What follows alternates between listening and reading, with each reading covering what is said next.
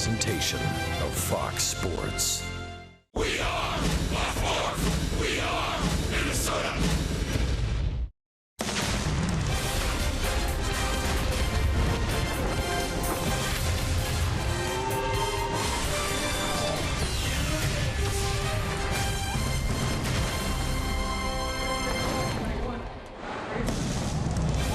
Beautiful day on the river. This White Sox Twins series is presented to you by Evinrude.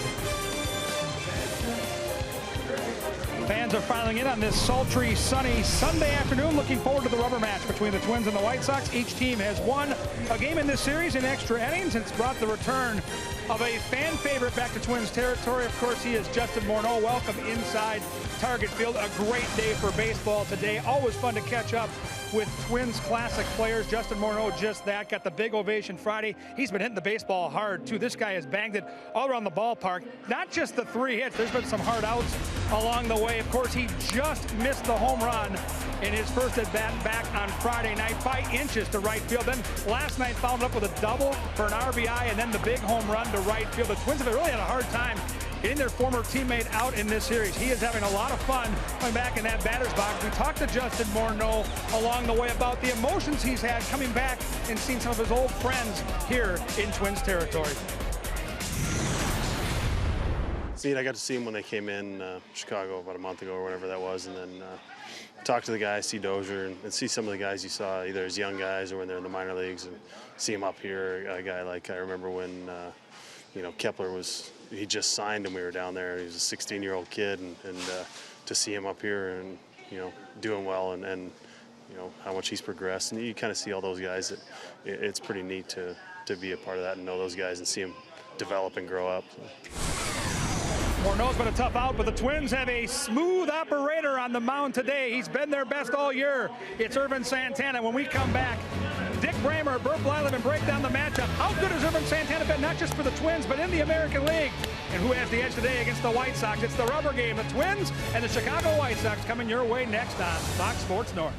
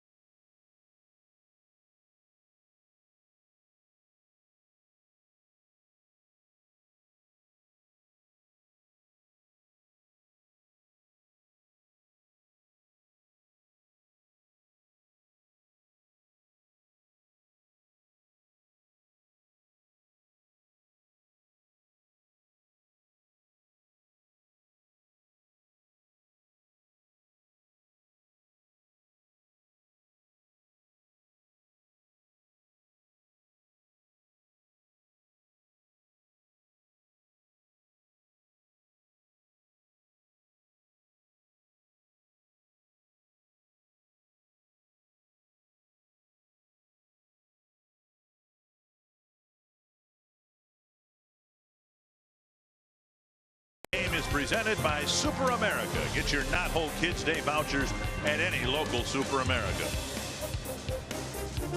In the final game of this series, it'll be left-hander Carlos Rodon off the disabled list. He'll start for the Chicago White Sox. And for the Minnesota Twins, the best thing they've had in their rotation, Ervin Santana will hope to lead the Twins to a win.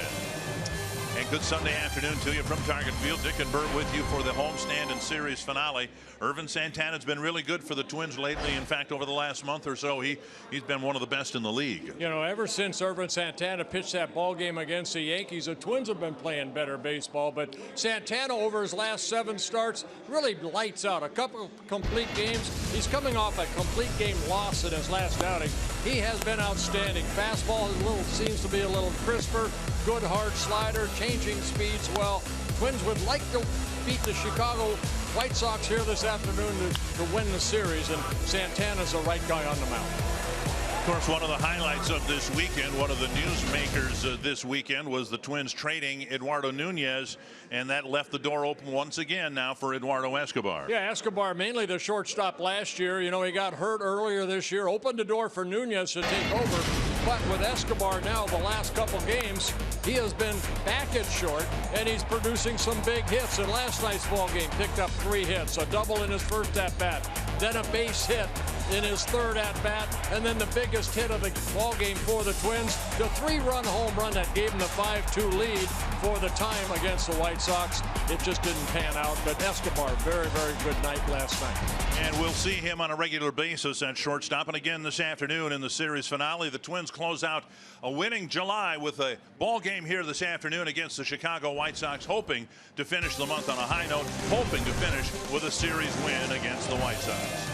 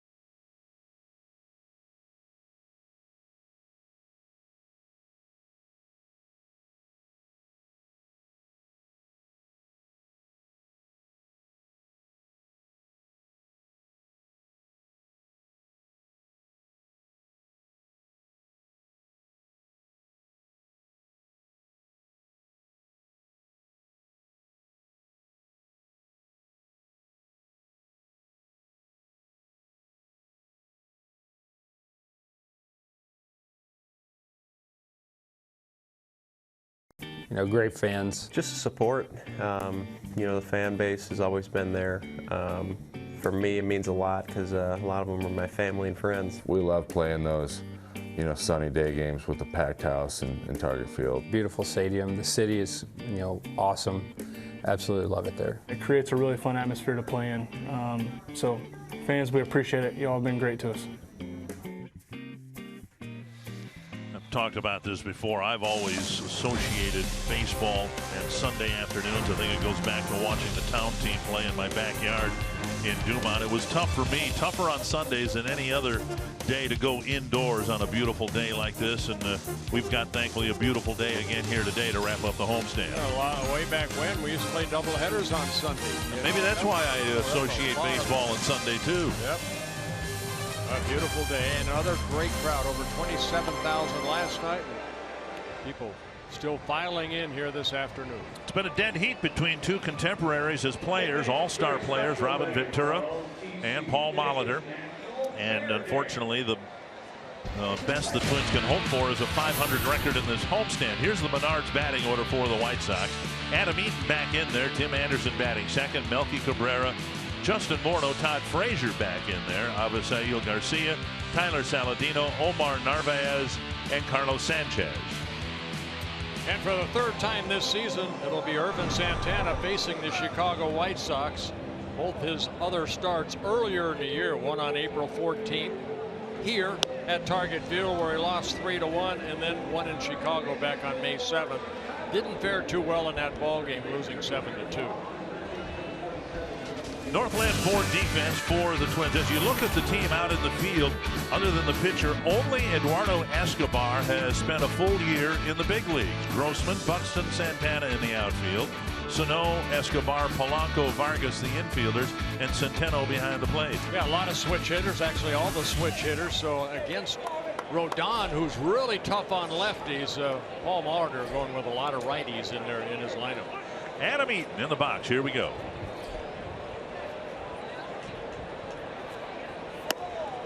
And ball one. Eaton 4 for 10 with a home run against Santana. He's been really, really good. Had a decent start against the White Sox here in mid-April.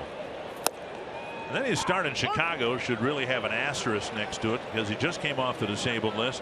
Only went 3 1/3 innings, gave up a lot of hits and 3 earned runs. Ended up being tagged with the loss. 1-1 to Eaton. Anderson and Cabrera will follow. Fouled back. Eaton here on Friday night, second pitch of the ball game, hit that home run off of Ricky Nolasco, and then what a night Nolasco had after that. Only gave up 2 more hits in the 8 innings he went. And that game went extra innings, 12 innings. Last night's ball game, 10 innings. Check swing, pitch in the dirt, 2-2. One thing I think we've all seen Santana, if you've been watching him, he establishes his fastball, but his off-speed pitches have, I think, gotten better and better as the summer has gone on. He mixes in that slider, but changes speeds very well. Got the inside corner, a called third strike. Good pitch right there. Eaton doesn't like it as he kind of hangs around the plate and maybe says something to Adrian Johnson, but Santana picks up a strikeout. And Eaton's very close to getting tossed here.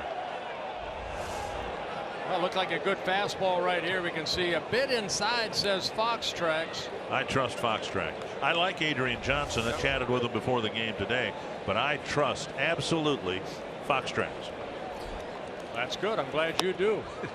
I don't. I think every umpire has a different strike zone. You're right, and that's why eventually we're going to have mechanical balls and strikes called. It's going to happen. I don't know if it'll be in my lifetime. I hope not. Bouncer left side, scooped up by Escobar. 2 down. Good pitch down to Anderson, who's been swinging a good bat since he got called up. They let Jimmy Rollins go. And now Anderson, the everyday shortstop for the White Sox. Talked to the umpiring crew today, including Gary Cederstrom from Minot, North Dakota. They'll head to the West Coast after the game today. The Twins will head to Cleveland. 2 down. Here's Melky Cabrera.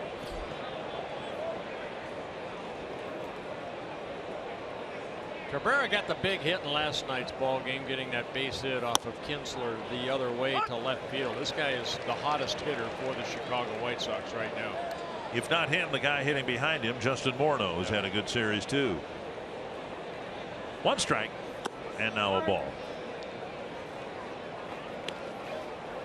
Cabrera against Santana, 8 hits and 29 at-bats with a home run, a .276 batting average, but you can see this .307 average. Good hitter from both sides of the plate as a left-handed hitter, hitting .296.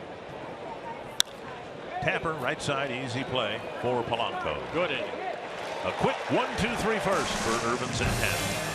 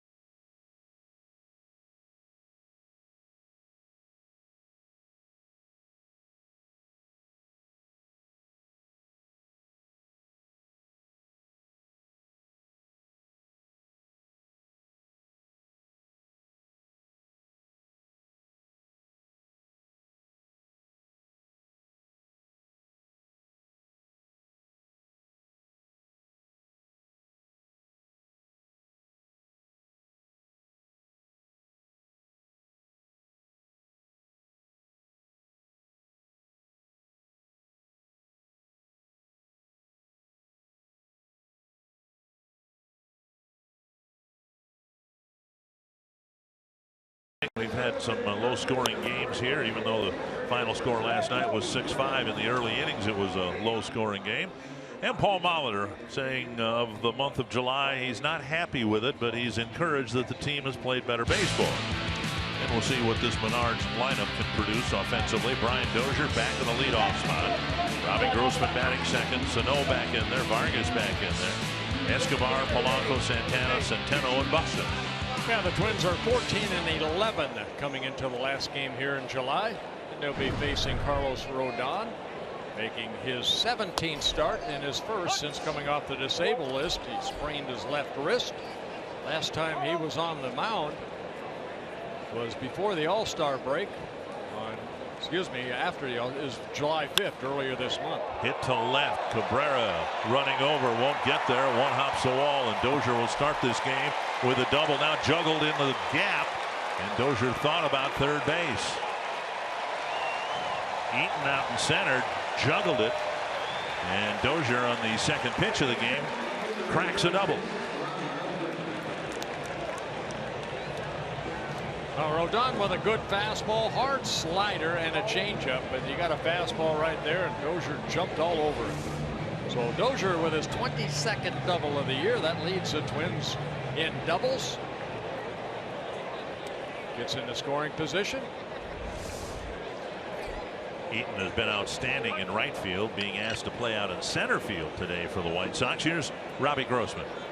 Corner infielder's up, and Grossman ducks out of the way, and the ball goes to the backstop, and Dozier trots to third. So Rodon really struggling, even though he's only thrown 3 pitches.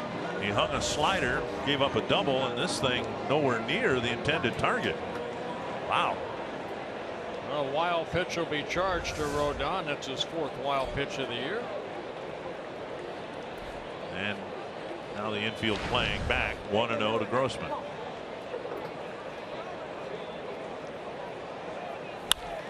Ground ball stopped in the hole by Anderson. Strong throw, not in time. Grossman with an infield hit and a run batted in. Good play by Anderson. Grossman's able to beat it out, and it's a quick 1-0 start for the Twins. Grossman picking up his 23rd RBI. And we'll see a lot of right-handers here this afternoon, because right-handers have hit .314 off of Rodon. Left-handers only .224. But Anderson going deep on the grass. Good strong throw, but Grossman beats it out. lot of times we've seen the Twins show some patience early to see what the pitcher has got. Here, Twins seem to be in ambush mode. Sano taking inside, ball one. All three batters have taken the first pitch and then taken an aggressive hack on the second pitch. 1-0 to Sano. There's an aggressive hack, but a swing and a miss at the changeup. White Sox getting really good starting pitching over the last 2 weeks, last 13 games, and their starters have gone 2.17 in the ERA department. Sano has struck out 3 times in each of his last 3 games. Didn't play last night in part because of that. Now, White Sox starting staff, they have 60 quality starts. That's second most in the American League. Toronto Blue Jays have 65. So the staff has been consistent. That's why, and we're just hours away from the trade deadline now. I guess a little more than 24 hours. 1-2 to Sano. Foul back. That's why I would be surprised if the White Sox move Chris Sale or Jose Quintana, or for that matter any of the other starters. It's been a disappointing year for the White Sox. They're below 500, but the cornerstone of any team that can rebound from that is starting pitching, and the White Sox have that. Some of the best in the league. 1-2. You know, you can take the White Sox starting rotation and stack it up against the Indians pretty favorably. Rodon, just 23 years old, making his 17th start. This is his 3rd against the Twins this year. He's 1-0, 3.09 ERA in his 2 prior starts. Got in on the handle of Sano's bat. Another foul ball. 10 pitches for Rodon. Doesn't have an out yet. In his last rehab start, he threw 60 pitches. So you would think he might be shut down after about 80 pitches here today.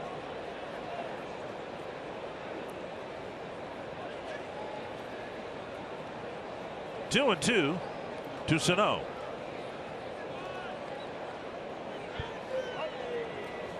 And Narvaez will come to the mound to talk to Rodon. A quick trip to the mound. Yeah, Narvaez just playing in his 3rd game this season for the Chicago White Sox.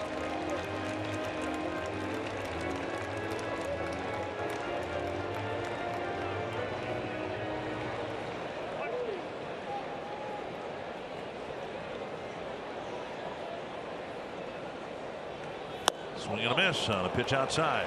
Away. Good changeup right there. Has some movement. It's been a busy last 24 hours in baseball for trades. White Sox trading Zach Duke out of their bullpen to the Cardinals for a minor leaguer. Andrew Miller going to the Indians. Remember when the Indians were here and they had an all right-handed pitching staff. That's changed now. Matt Kemp going to the Braves, and then the one that really drew the most headlines, Jonathan Lucroy, declining the trade, as was his right, to a contending team, the Cleveland Indians, which might impact the Twins. A high fly to left center field, hit deep. It is back and gone. A home run for Vargas.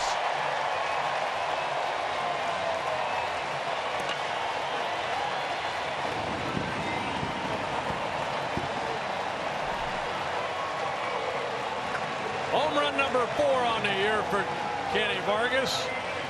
And that was really a no-doubter right there. That was high and deep over the 411 sign, the deepest part here at Target Field. His 2nd home run as a right-handed hitter.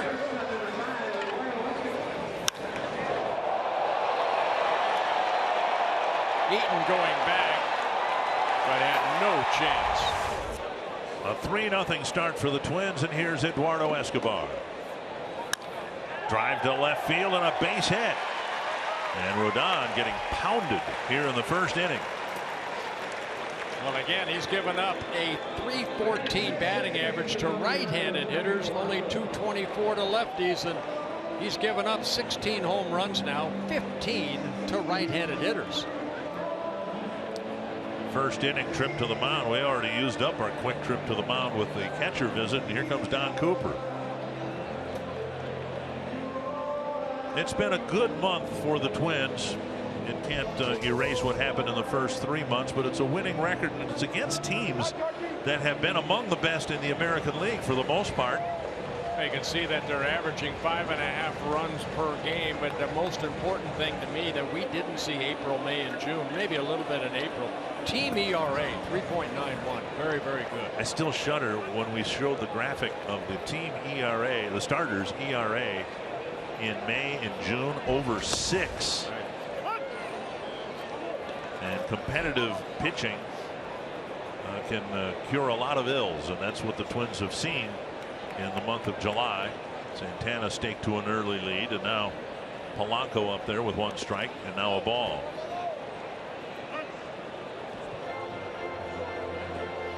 Polanco played in his first game in last night.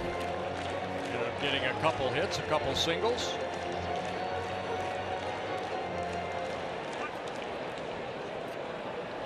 Just getting called up when Nunez was traded. Ground ball toward the hole. Anderson goes to second. They'll get 1, and the relay not in time. Polanco reaches on a fielder's choice, and that'll bring up Danny Santana.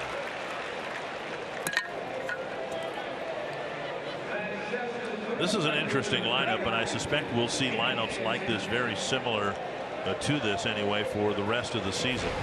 The Twins are in a position where they have not promising but intriguing talent. If it's promising, it's a sure thing. You know what's going to happen. I don't know that the Twins are there, whether you're talking about Santana all the way through Buxton. So you can't say it's promising talent, but intriguing talent that you need to take a look at to assess before what will be certainly a very interesting offseason. You know, and again, a lot of switch hitters. Twins have 5 switch hitters in this lineup, and they're all playing here this afternoon. And the Twins need to, fish or cut bait with people like Danny Santana. Is he part of the solution or part of the problem? Those assessments will be made. 0-2 to Santana. Well, the thing about Danny Santana, he's so valuable because he can play so many different positions. Saw him at third base here a couple nights ago in right field. Great jump at first, and Polanco will return after the foul ball off the bat of Santana. The thing that always catches your eye about Santana, the physical tools he brings, speed, flexibility that you talked about. And last night we got a glimpse of his power too, driving the ball hard off the right center field fence. Fouled back by Santana. Twins are making Rodon work here. This will be pitch number 22 in this inning, first inning, and he's on a pitch count. He's using him up quickly.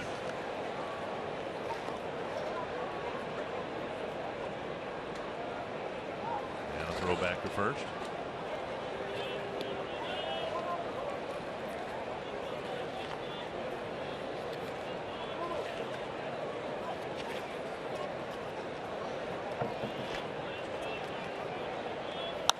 Fouled away.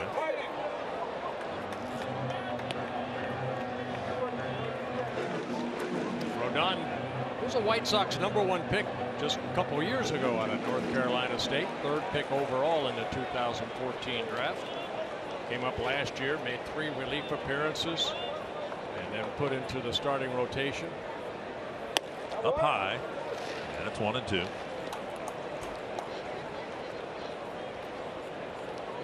Won 9 ball games last year in 23 starts for the White Sox. Very good, 3.75 ERA.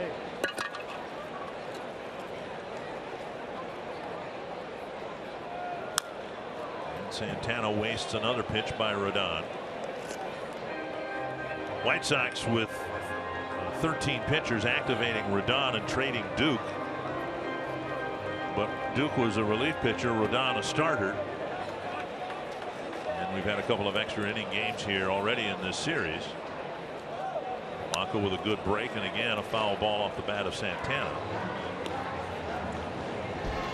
Check out the White Sox in the field. Veterans Cabrera, Eaton, and Garcia.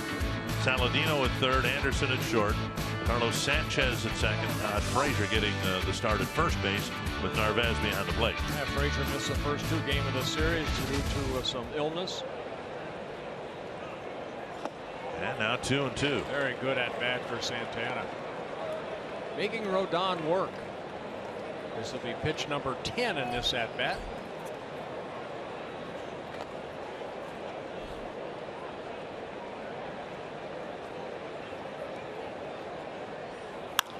Chopper to third. Ooh, nice play. Saladino fires across to end the inning.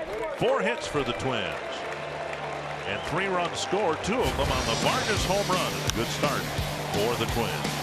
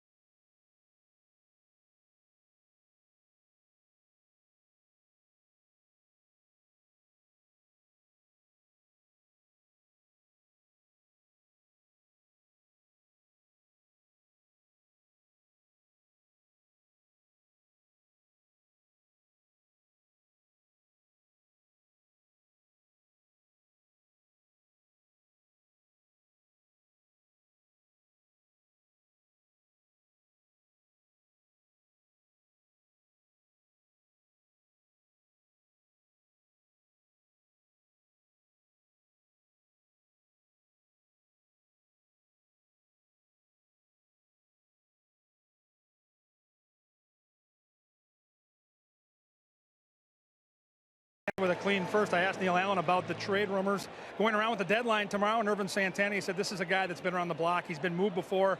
It does not affect him. He goes out there every single day and prepares the same way. He's a veteran. He gets it. When I had a chance to converse with Ervin himself yesterday, he said kind of the same thing. He said, no doubt it's in the back of your mind. He really likes it here, doesn't want to go anywhere. He's aware that it's out there, but he wants to go out there every day and not only go out there and give his team a chance to win, but he said he wants to go out there and set the example for the other pitchers. And Paul Molitor took notice of that today as well, guys, before the game in his pregame presser, saying he's not a vocal leader, but boy, he does things the right way. We love our young kids to watch him, and we'll see how the next 24 hours progresses. We hope that Ervin Santana stays right here with the Minnesota Twins. Yeah, thank you, Kevin. You know what, this ball club needs somebody like a Santana that they can look at that's going to be consistent out there and be that workhorse. And Santana has done that before in his career. Yeah, he struggled a little bit earlier this year, but you know, he's a guy that, for example, the first inning, he threw 10 pitches to get 3 outs. In his last start, even though he lost 2-0, he went 9 innings, threw 97 pitches. 5 of the 9 innings he worked, 10 pitches or less. So we got some quick outs to be able to go deep into the ball game. 2-2 to Morneau. After the game, the Twins will fly to Cleveland. They'll open up a series tomorrow in Cleveland, and Jose Barrios will be there waiting for them. And Barrios, who's got all the talent in the world, the physical tools, there's a called third strike, and Morneau, I'm guessing, isn't going to be any happier about that strike 3 call than Eaton was in the first inning. Well, fastball away. Justin shaking his head. He doesn't like the call, but let's take a look at the pitch. Maybe a little down, but boy, it sure looks like it got part of the lower part of that Fox tracks. What a great tool. Strikeout number 2 for Santana. Frazier the batter, and he takes outside ball 1. Frazier wasn't able to play Friday night, scratched from the lineup, was never considered yesterday, back in there today. Sanford Health injury report showing Frazier's malady. Centeno takes a foul tip. Yeah, the average is down at 212, but he can hit that long ball. 29 home runs, one of them coming against Santana back on May 7th in Chicago. Frazier in his first season with the White Sox, two-time All-Star when he was with the Cincinnati Reds in 2014 and 15. His name has been in the trade rumors as the White Sox have fallen below the 500 mark. 2-1.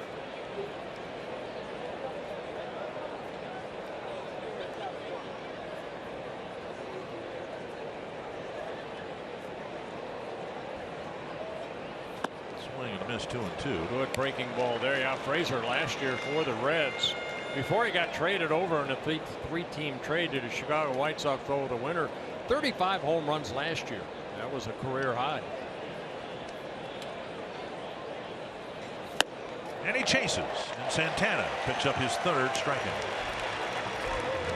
Again, Jose Berrios, who was up for a handful of starts earlier this year, presumably will be in the rotation at some point in the Cleveland series. You can see 4 starts. He won his major league debut, had a very disappointing final start before being sent down, where he did what he was asked to do. He pretty much dominated AAA hitters. Yeah, he didn't go down with his head down. He knew that maybe he learned some things in those starts he had with the Twins, went down and dominated AAA. So yeah, congratulations to him, and it'll be interesting to see what the Twins do to make room for him.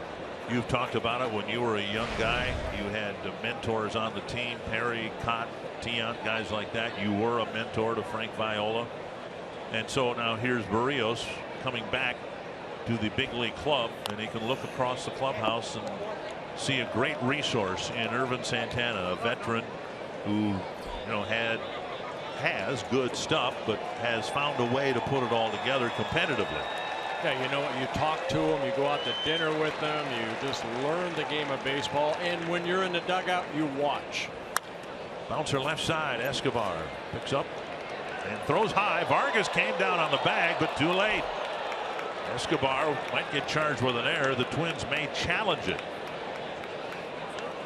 Vargas had to come off the base to make the catch, and then the question is, did he land on the bag before Garcia did? Yeah, Vargas at 6'5", leaping right here. And it's a bang bang. Did he get that foot back? Ooh, wow. Not enough to overturn it, I don't think. Not in the second inning. And it will be an error on Escobar. And Santana on the rubber, and Saladino in the box. They'll play on. And an error charge to Escobar. Saladino the batter. White Sox won the ball game last night because particularly late they got a lot of big 2-out hits. And a belt high strike. Take a look at Vargas going down, and split second before Vargas's foot hit the bag. Garcia reached it first. 1 strike to Saladino.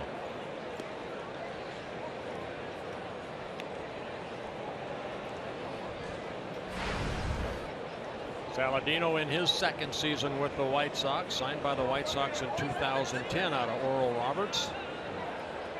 Tulsa, Oklahoma. 1-1. That's George Frazier country, isn't it? Yep, Tulsa, Oklahoma. Talked to George a couple months ago. He's retired, no longer broadcasting for the Rockies.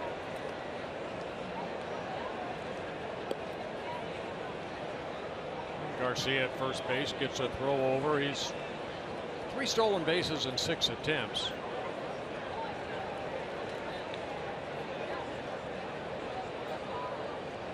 Santana pretty good at holding on runners. Only 2 stolen bases successfully in 3 attempts off of him this year. But again, the influence he can have just in that category with Berrios. Foul back. 1-2. Well, what I learned a lot too, when I first came up, and you look at Jim Perry and Jim Cott, because I came up because Tiant and Boswell were both hurt. but I followed them around like a puppy dog. You know, I mean, I ran with them. I did everything I could to see what they did to have the careers they had already at that time. In 1970, Jim Perry won the Cy Young. And Kitty Cott, you know, Kitty, geez, to me, guy should be in the Hall of Fame. 283 career wins, 16 Gold Gloves. 1-2. There goes the runner. The pitch tap foul. Well, despite all the attention Santana was paying Garcia, he took off on the 1-2 pitch.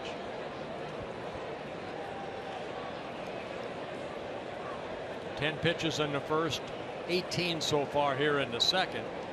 You know, when a guy makes an error behind you, you want to pick him up, and that's what Santana's trying to do with Escobar's error.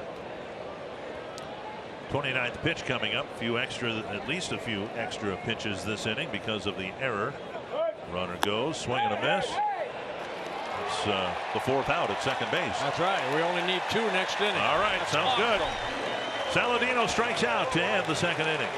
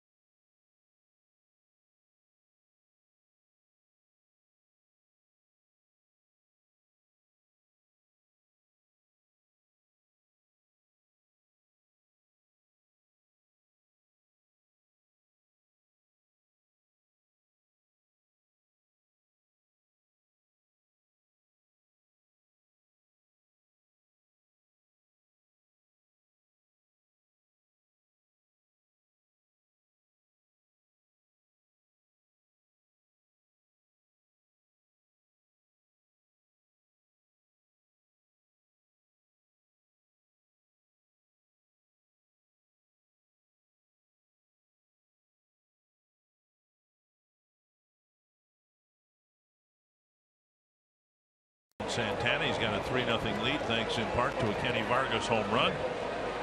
The Twins will swing it in the second inning. Juan Centeno, Byron Buxton, and Brian Dozier. And Rodon out there for the second inning. Tough inning in the first inning. 4 hits allowed. The big blow, the 2-run home run by Vargas. 27 pitches thrown. Centeno's been swinging it pretty good. The average up to 265. I mentioned that this morning the Indians got word that Jonathan Lucroy declined the trade from the Brewers to Cleveland. And it would seem to me that that might very well impact the Twins and their interest, to whatever degree they had an interest in trading Kurt Suzuki. Ground ball right side, backhanded by Sanchez, and Centeno retired. Indians, one would think, still in the market for catching help, and Suzuki might be a good fit. Unlike Lucroy, he's not under contract for next year. Well, Yan Gomes is close to coming off the disabled list. They don't, particularly know when. Right. But that's a tough deal. I mean, he dislocated his throwing shoulder, and so you'll did that here. Remember? Yes. Ball 1 to Byron Buxton. Looked like the game was set up for Buxton to be the hero last night. Made a great catch out in center field. Had one of the more entertaining runs scored this year. And then he failed to get a bunt down in a critical spot. And it was anything but an heroic night for Buxton. But you know what? He manned up to the media after the ball game saying, I have to get that bunt down. That's what I'm asked to do, and I didn't do it. He took the the right way and explained that, those are things that he needs to improve on. And he knows that. And a 4-pitch walk to Buxton. Well, there's in the second inning, or excuse me, third inning, Buxton stole second, and then the ball kind of went all over the place. And they finally scored the Twins' first run. And then in the top of the inning, the fourth inning, what a catch he made. Paul Molitor said that catch, the one last night, was Buxton's greatest because of the athletic nature of the last lunge for the ball going full bore. We said that he was clocked at 22 miles per hour at his peak in pursuit of the baseball, and then to reach, extend yourself so athletically to make the catch, pretty impressive. 1-1 to Dozier. Well, definitely a highlight catch for Buxton in his career. He's had a lot of them, but that's got to be in the top probably 3, if not number 1. Big leg kick, and Dozier lifts it foul and out of play. 1-2. Well, clubs have run against Rodon, 8 stolen bases in 10 attempts. Buxton at first base, he has 8 stolen bases in 9 attempts. Got thrown out trying to steal third base earlier in this homestand. Rodon, 2 type of deliveries toward home plate. He'll bring that knee up and then also the slide step like that one. And it gets a pop up to short center. And Eaton makes the catch, 2 down, and that'll bring up Grossman. MLB.TV Premium, the #1 live streaming sports service, delivers everything you've come to expect and more. Watch every out-of-market game live in HD on over 400 supported devices. Blackout and other restrictions apply. Visit MLB.TV for details. Grossman with an infield hit and a run batted in the first inning. And a run scored coming in on Vargas's home run. Ball 1.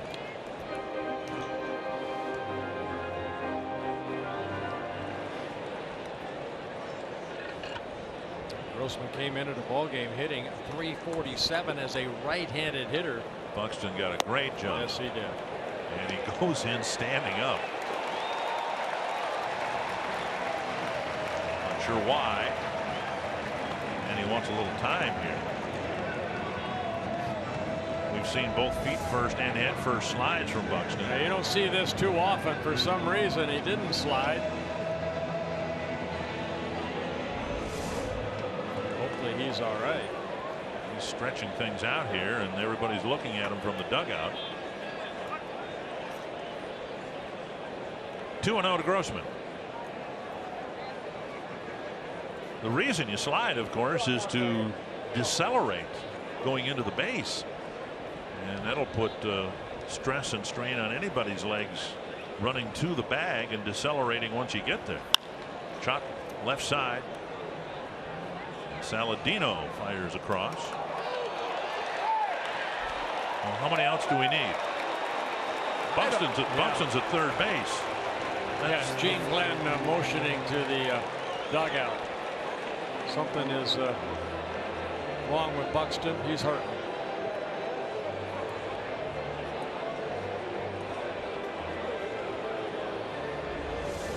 But I believe that's the third out. That's what I'm understanding. Let's take a look right here. Wait. He dropped the ball, and they're calling him safe at first. That's why there was the confusion. I thought he was out at first. The inning will continue, but now the question is, will it continue with Buxton in the game? I think they're looking at the review right here. We're going to look at Buxton's attempt to steal second base. He kind of looked like he was going to slide right there, then held up. Jammed his left foot into the bag.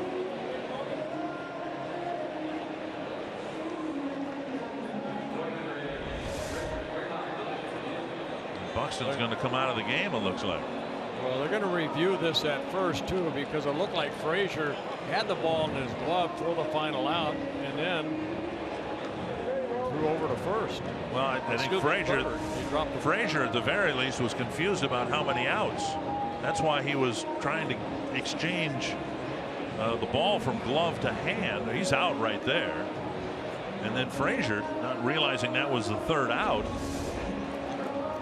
dropped the ball. So in my book, that's the third out was recorded at first. And Frazier just with some confusion about how many outs there were. Well, he may have heard the umpire call safe. I don't know, but maybe he did not remember how many outs there were. Well, a more concern, frankly, right now is the status of Buxton, who, for whatever reason, decided not to slide into second base and apparently injured himself. And they're calling Grossman out at first. So he's retired. That's the third out. And the inning ends, and Buxton's out of the game, and the Twins lead 3-0.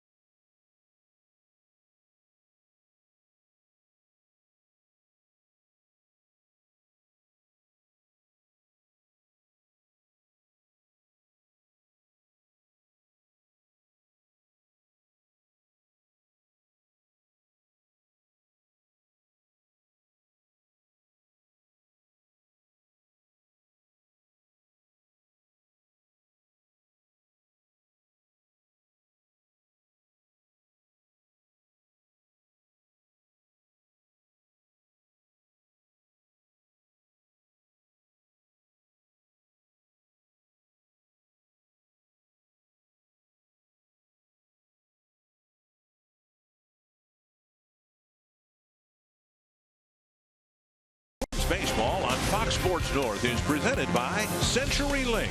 Switch to CenturyLink Prism TV for an advanced TV experience. Learn more at cprismtv.com. Omar Narvaez will lead things off, and Santana delivers ball one with Eddie Rosario out in center field in place of an injured Byron Buxton. Narvaez, Sanchez, and Eaton here in the third inning. Cracked foul, 1-1. Narvaez just playing in his third game for the Chicago White Sox, getting called up on July 6th. Alex Avila on the DL with a hamstring injury. 1-1. Grounded, foul, past first and past Vargas, 1-2.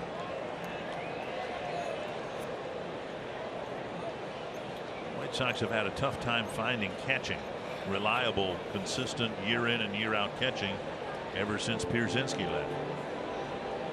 Tyler Flowers was going to be their guy, but then Flowers had some challenges hitting and has moved on to Atlanta.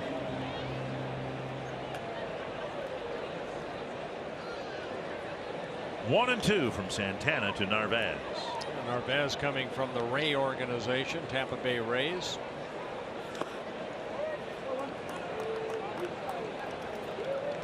Two and two. Pretty good hitter in the minor leagues. 8 minor league seasons with the Rays and the White Sox. A .277 minor league hitter.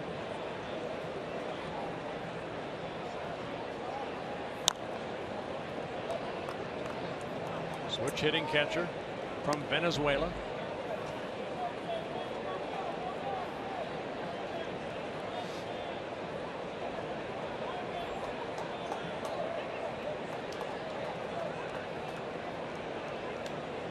Two and two. The Chicago catcher. Missed inside, 3-2. Ramirez, or Sanchez rather, on deck. Santana looking for just his 4th win of the year, looking for his 3rd 9-inning complete game in July.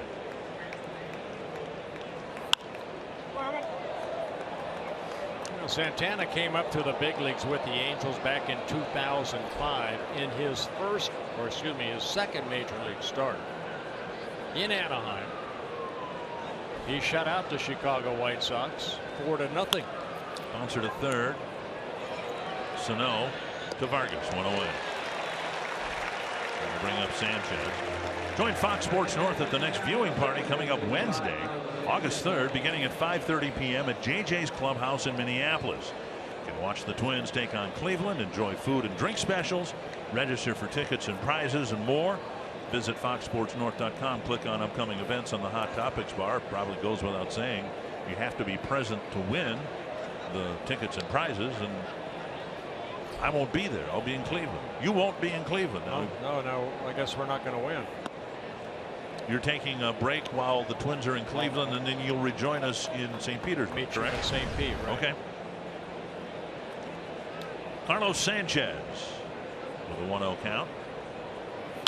Fouled back. Now I want to go to Santana for a second. You know, as a hitter, you always remember the first hit you get off, who it was and when or where it was. And for Santana, I mean, pretty good first major league win, and the second major league start, a 4-0 win, 5-hit shutout over the White Sox back on May 23rd, 2005. One of his 8 shutouts he's had. He had one earlier this year. Mentioned that twice in July, a 9-inning complete game. The American League lead is 3 complete games. Sale, Kluber, and Stephen Wright of the Red Sox. Give me a number. I'm just curious. How many complete games? 8-inning losses, 9-inning losses, as was the case with Santana in his last start. 9-inning wins, 2-2. How many complete games do you think there have been here at the end of July in 2016 in the American League? In the American League, probably about 20. 28. Is there 28? Over the Chicago dugout. But when you have one, it kind of stands out. Right. And when you have 2 in 1 month, both 9 innings. Yeah, back on July 6th, Santana 2-hit shutout against the Oakland A's, won that ball game 4-0, and then lost the 2-0 ball game in his last start where he worked 9 innings. Swing and a miss. A couple of long at bats, but Santana gets both Narvaez and Sanchez. Yeah, first time through the lineup, 5 strikeouts for Santana. Adam Eaton had a really good Friday night here with a home run on the second pitch of the game. Then he picked up 2 assists in the outfield to bring his total to 16 on the year. They got behind that and then showed off an accurate arm. There's a little flare, barely made it to the outfield grass. It's the first Chicago hit, and Eaton will go to Detroit after the game today, -1 bat. Well, he carried the knob of the bat, I think, with him down that first base line.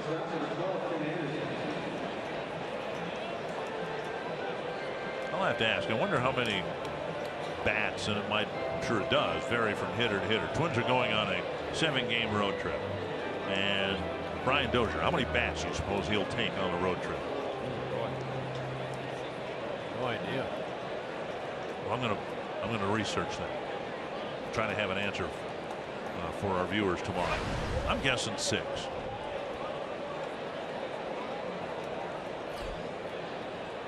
Here is Anderson. Well, guys are funny about that too, because you know they'll bring just BP bats, right? Practice bats, and then the bats they feel more comfortable in their hand. You're talking ounces that they feel. You know, hey, this is a good bat. You know, sometimes they say hitters will get maybe a dozen bats, and there might be 1 or 2 that they like. So they'll use the other ones as giveaways, maybe, or batting practice. Years ago, I brought a bat that Kirby Puckett had given me, and I brought it back once he was an executive with the Twins, 1-1, and I wanted him to sign it, you know, just as a keepsake for me. So I gave it to him, and he had not played, hadn't swung a bat competitively for, I suppose, 7 years at the time. He grabbed it, and he, grabbed the handle and half swung it a couple of times. He goes, "Ooh, this was a good one." The base hit to center, a clean single. So I suppose, they're pretty finicky about their bats, but it's a sense that they never lose. When you grab a bat, you can tell right away whether it's one you like or not. Yeah, I do the same thing with a baseball. I can grab a baseball and say, boy, this thing can go about 400 feet or, 450. Off a bat. Yeah, off a bat, yeah. Well, here are the White Sox getting base runners again with 2 outs, a pair of singles, and now Melky Cabrera. And Santana approaching the 50 pitch mark here. Trying to get the final out of the 3rd inning. And another base hit. And it'll score a run. And Anderson now throwing behind him. They tag him and get him. Anderson overran second base. The run will count with Eaton scoring, but Anderson with a base running mistake to end the inning. 3 singles and a Chicago run, and it's 3-1.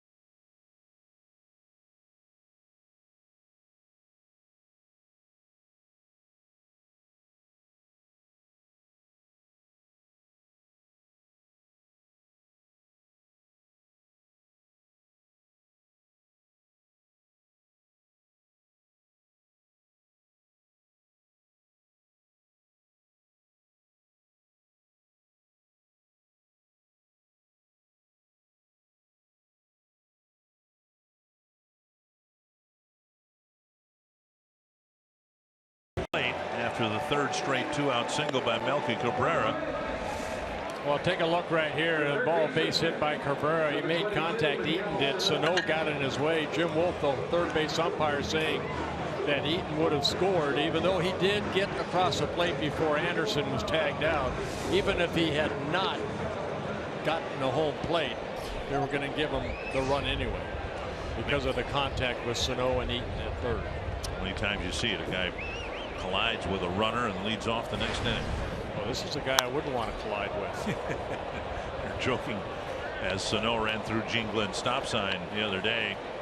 2 nights ago, Deoner Navarro waiting there with the ball, and you see Sano coming right at you from 3rd base. Your eyes get real big. A foul ball, now a called strike. Sano went down swinging in the 1st.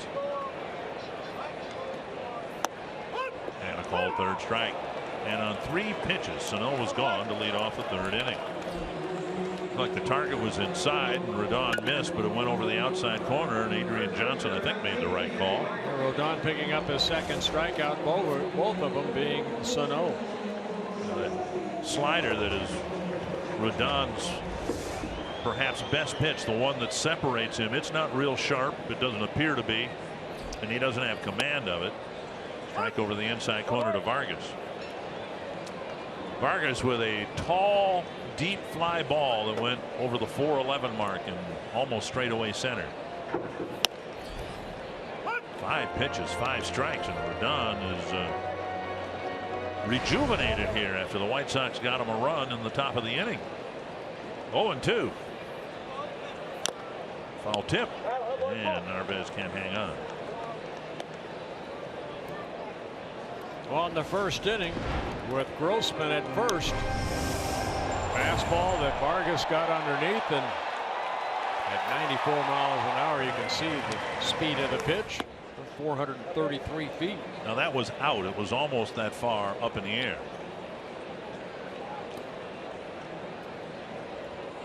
One and two.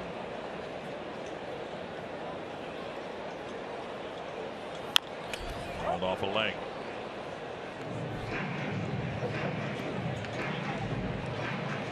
Rodon has three very, very good pitches. The fastball we've seen as high as 95, I believe. Hard slider, the changeup. He is one of the future stars for the Chicago White Sox, along with Chris Sale, Quintana. Drilled to left field. He left that pitch up, and Vargas didn't miss it. Vargas continues to swing the bat well. Broken bat hit here 2 nights ago, but he has barreled up 2 base hits already here in the 3rd inning. You know, he fouled out some pitches, so the more pitches you have to throw to a guy, you're going to make a mistake. And Rodon left that pitch up, and you can see the powerful swing of Vargas. Twins get their 5th hit of the ball game, 2nd for Vargas. Here is Escobar, singled in the 1st inning.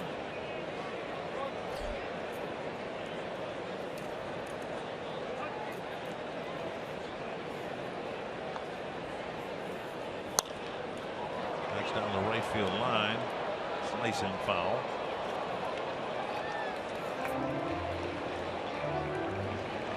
Twins would like to get that run back that they gave up in the top of the inning. 3 straight singles by the White Sox.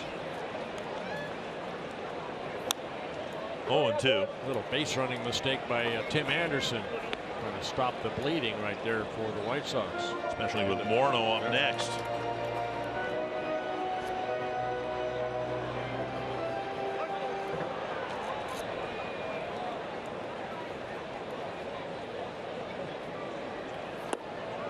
Escobar swings over that slider. Yeah, there's that nasty slider right there. Good downward plane, good location of that slider. 3rd strikeout for Rondon. September 9th is University of St. Thomas night at Target Field. A limited number of St. Thomas theme night ticket packages are available that include a game ticket and a purple and gray Twins cap. To learn more, call 800-33-TWINS. Here is Polanco, reached on a fielder's choice in the 3rd. Ball 1. Narvaez finally digs it out.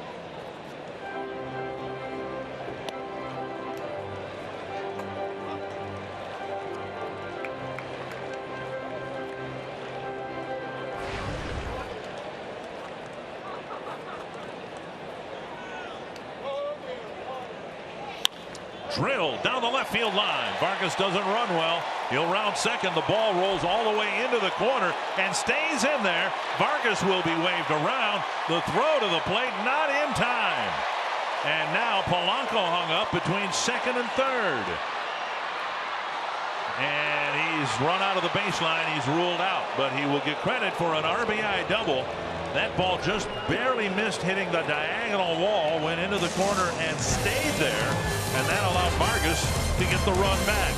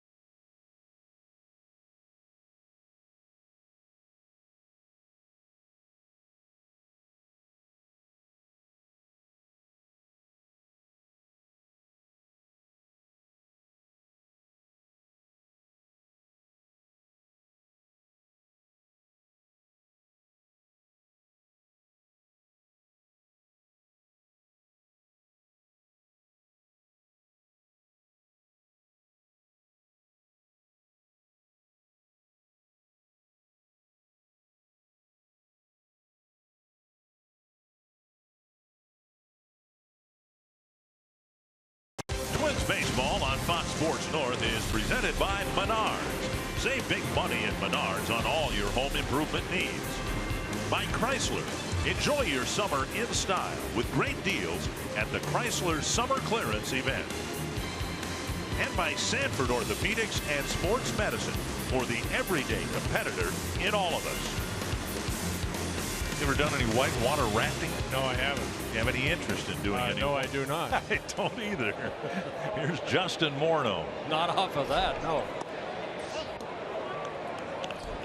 Down and away to Morneau. He was called out on strikes leading off the second inning. He would have hit with 2 men on and 2 out had Anderson not overrun second base. There's a drive to deep left field. Retreating is Grossman at the wall. Makes the catch. Morneau, who pulled the ball over the fence in right, nearly dropped a deep fly ball over the wall in left. Yeah, I was looking at Santana right there. When he threw the ball, he kind of put his head down. I think he thought that Morneau had hit that home run. So a quick out here to start the 4th inning, and now Todd Frazier.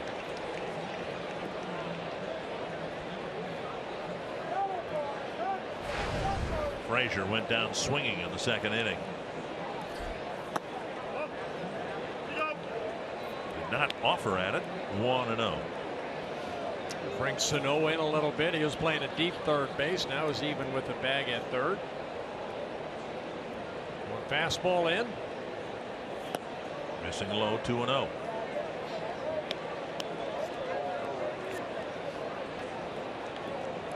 Santana making his 20th career start against the White Sox. He has 6 wins, 8 losses. Very good ERA. ERA under 4, 3.95. 3-0 with Garcia on deck.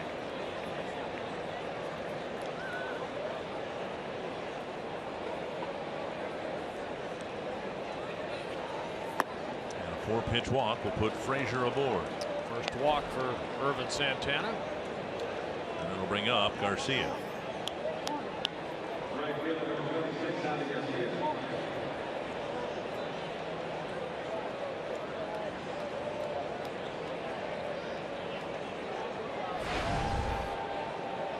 See if he can get a ground ball right here. 15 double plays turned behind Santana this year, this being his 20th start.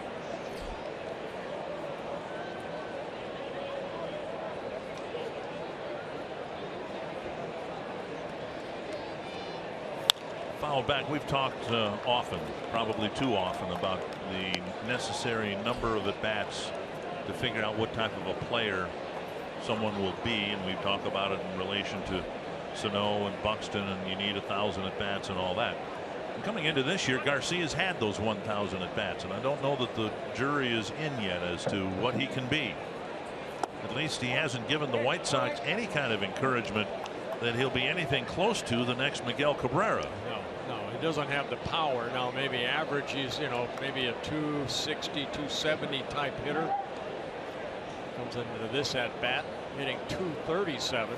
Swing He's and a miss. A little better hitter than that.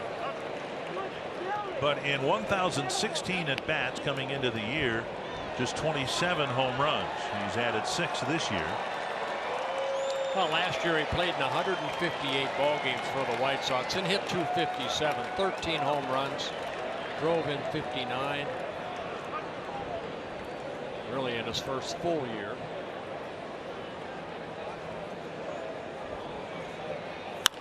Bouncer left side. Sano sets and fires, and Garcia gets down the line pretty well. He advances Frazier to second, 2 away. And that'll bring up Saladino. Yeah, ball not hit hard enough to maybe throw it to second base, get the out. And that's what Sano was able to do as Frazier stops at second. Saladino went down swinging his first time up.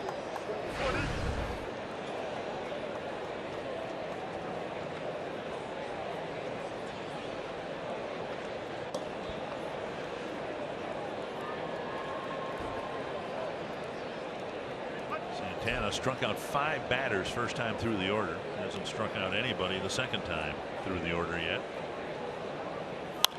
Fouled away, 1 strike. And of course, Santana's name has been mentioned prominently in trade rumors. who wouldn't want a veteran pitcher with postseason experience who had a few bumps along the way, but for the most part, when he's been on the mound for the Twins, he's pitched awfully well.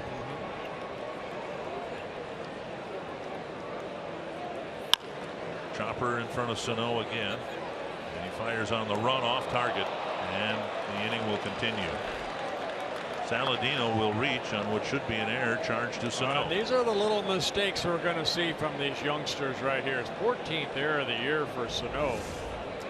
No reason for him to throw on the run, is there? No, he had time to set up and then to throw off the bag that Vargas has to go retrieve it.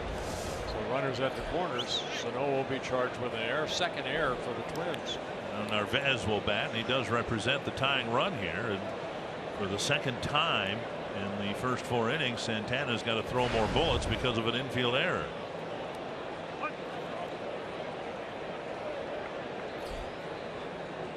Saladino a threat to steal. Blocked by Centeno.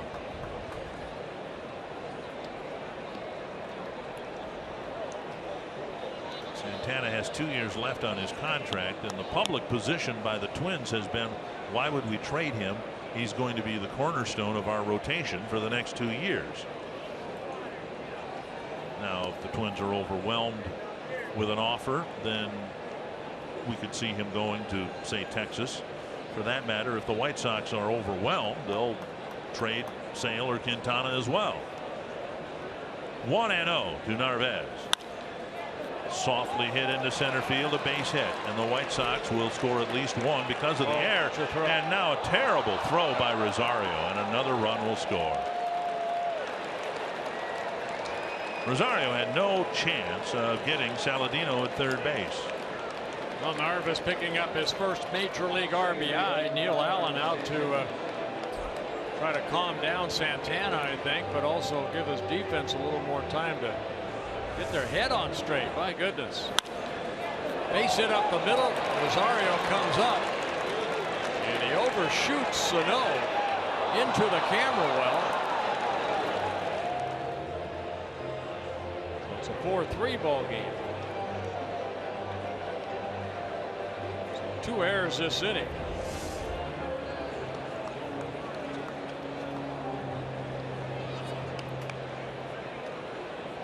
And now Sanchez.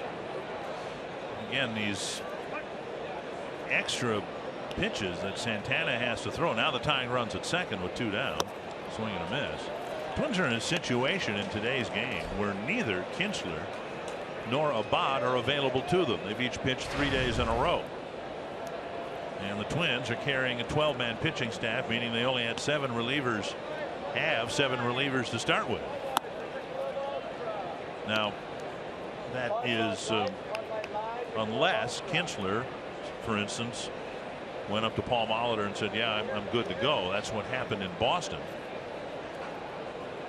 But the Twins are preparing for this game as if neither one is available. Fly ball to left should be caught. Grossman coming in. Couple of unearned runs for the White Sox, making it a 4-3 ball game.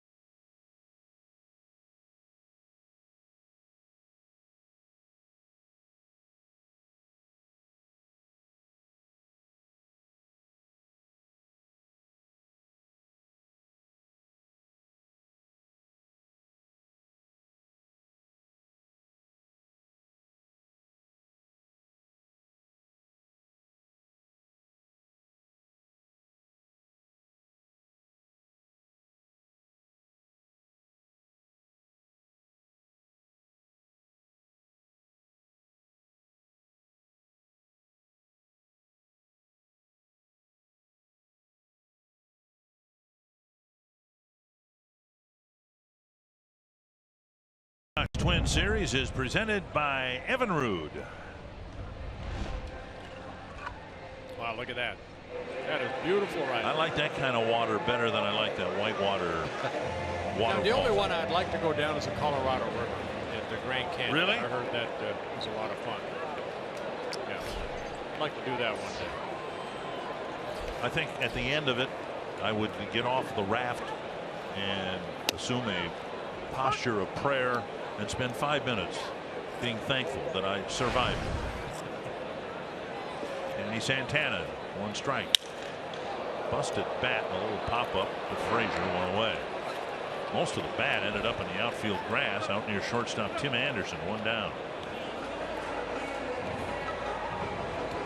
I'll bring up Centeno. Well, Rodon really struggled early on. Didn't look like he had much of anything, and he gave up 3 runs. Twins were able to get a 2-out double from Polanco to score a 4th one. But he right now is going through at bats as efficiently as Santana did to start the ball game. Strike 1. And Rodon approaching now 60 pitches. We anticipate he would be taken out after about 80. Cracked foul, 0-2. And he's become a strike throwing machine. 60 pitches, 42 strikes.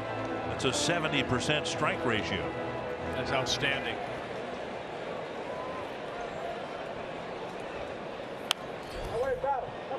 And Centeno fights one off.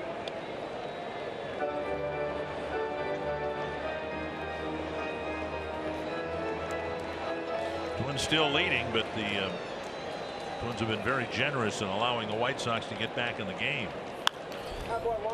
First, the base running mistake by Polanco after his RBI double, and then a couple of careless errors, one by Sano, one by Rosario, who's in the game because Byron Buxton left the game with an injury.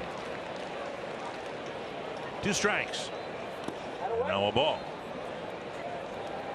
After the game, the Twins will leave for Cleveland, 4 games, and they won't have to face Corey Kluber, who's pitching today and shutting out the Oakland A's. 1 and 2. And Centeno strikes out, 2 down. Yeah, Rodon picks up his 4th strikeout. Yeah, Kluber has that 7-0 lead after 5 innings. Getting word now that Byron Buxton left the game with right knee soreness. He's day to day. We all. Here is Rosario in for Buxton. Buxton walked, stole second, and then had to leave the ball game because at least it appeared that he went into the bag and jammed his leg into the base. He went in standing up. 1 strike. 2 strikes. And Rodon not wasting much time between pitches either. He's right back on that pitching river, ready to throw that ball. He's letting it fly now. Wow. And Rosario chases up and in at 97. A very quick 1, 2, 3, 4th for Carlos Rodon.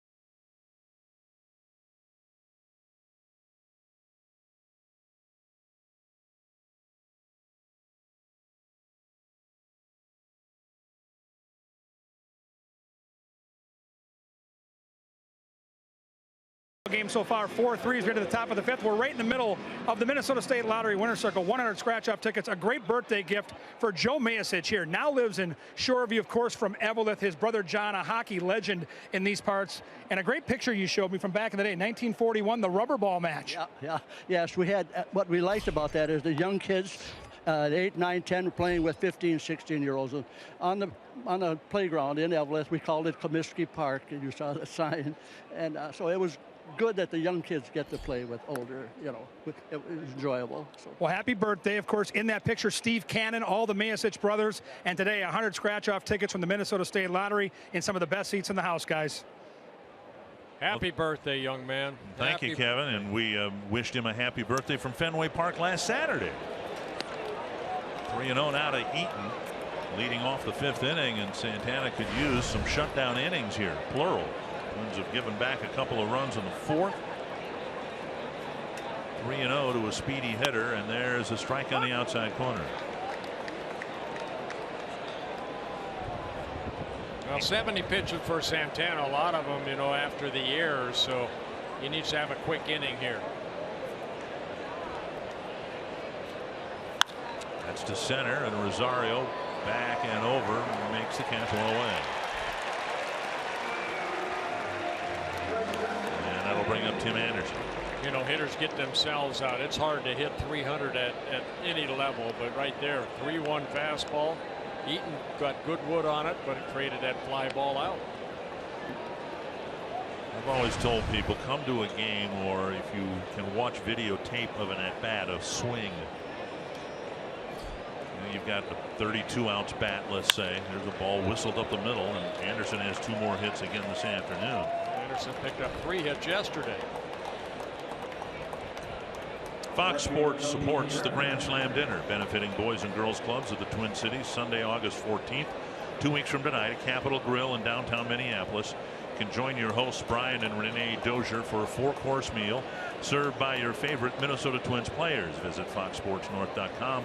Click on upcoming events for details. There's Melky Cabrera, and he'll stand in there, and if he swings at a Santana pitch, he won't start his swing until the ball, traveling roughly 90 miles per hour, crosses from the grass area into the infield dirt. That's how quick a hitter's reaction is, and you've got to get the ball, the bat, around in a striking position, hoping to hit the sweet spot of the bat. There's a little flare to left and a base hit. 1st and 2nd, 1 down. The Twins have not figured out how to get Cabrera out on a regular basis. 3 hits in yesterday's ball game. Picks up his 2nd hit. Picked up 2 hits here on Friday night. 2 men aboard for Morneau. Paul Molitor, expert at analyzing a swing, mechanics of a swing, and it comes down literally to a blink of an eye in terms of getting the bat where it's supposed to be to make solid contact. I loved watching Paul Molitor hit. I faced him many times, but with that bat, how quick he was with his hands. It's a gift, but you have to continuously work at keeping those hands strong, and then hopefully making good contact with a round ball and a round bat, and hit it solid. 1 strike to Morneau. Santana gave him a breaking ball.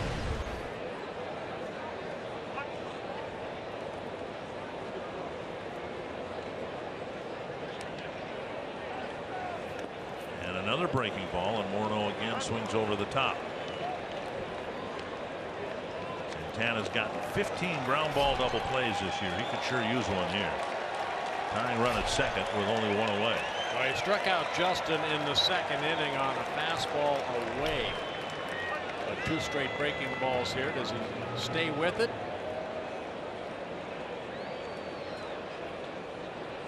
Santana not getting a sign yet from Centeno that he wants.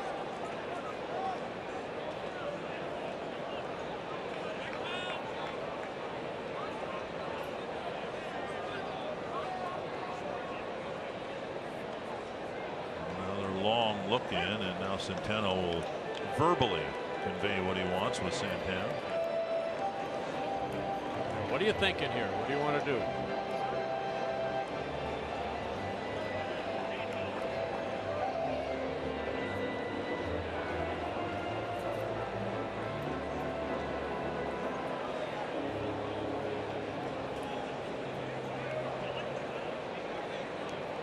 Hits are even at 6 apiece. Twins clinging to a 1-run lead. And Morneau lays off the breaking ball that time. Wanted to come back with the same 2 pitches he threw prior.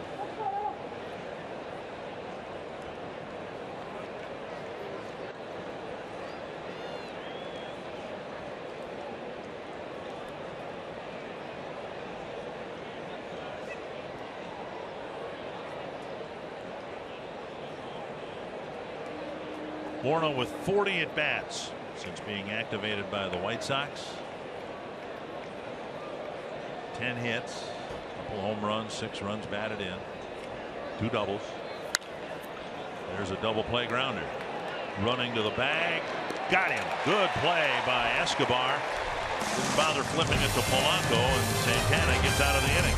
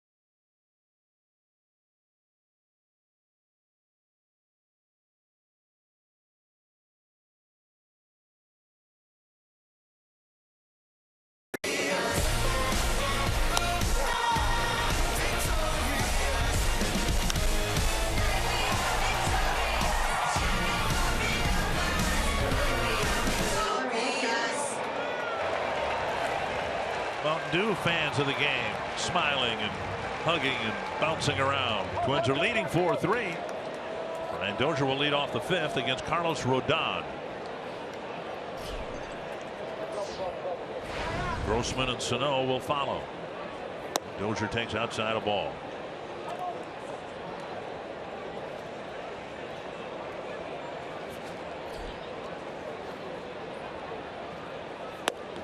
And a strike, 1-1. We've seen mid to upper 90s velocity with the fastball from Rodon.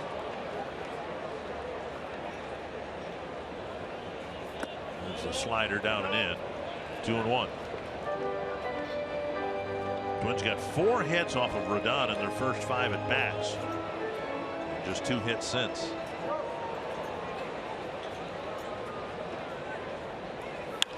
A high fly to deep left field. Up and back and long gone off the facing of the 3rd deck.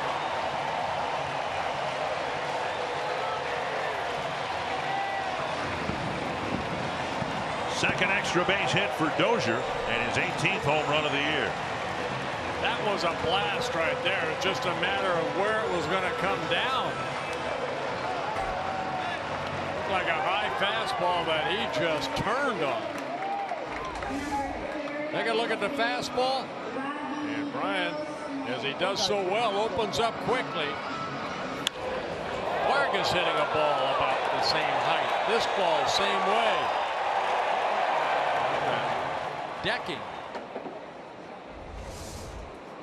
The 3rd deck. And now Grossman takes a strike. Gonna give him up like that. Speaking from experience. Yes. Drive to center, and now Eaton chasing this ball and reaching up and pulling it down on the edge of the track. The pitch had a little more carry than Eaton originally thought. And he had to find the ball through the smoke from the fireworks from Dozier's home run. A good swing right here by Grossman. Eaton going back. And we've seen balls sitting in that area that outfielders seem to think they have a track on it, then they have to speed up a little bit to catch. Really not much wind here today. Usually we see that on a windy day when the wind's blowing in from right field and then it bounces out and goes out towards right center. Sano has struck out twice, once swinging, once looking, and he takes ball one.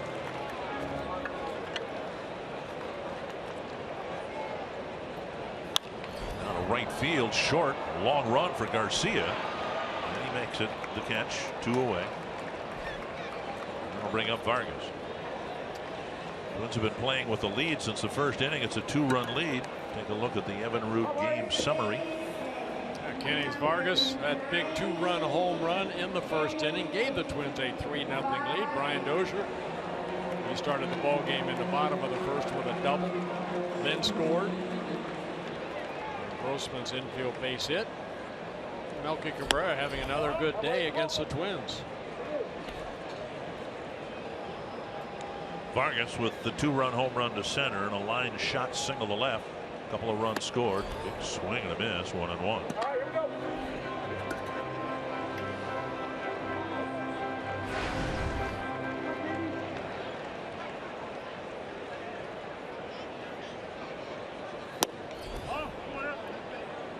Just missed the outside edge. 2-1.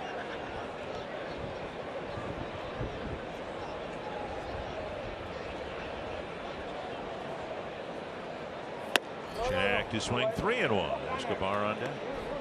You look how big Vargas is. He saw Sano. Vargas with that bat, it looks like it's about a 20-inch bat. Yeah. Something you get at a souvenir shop. Yeah.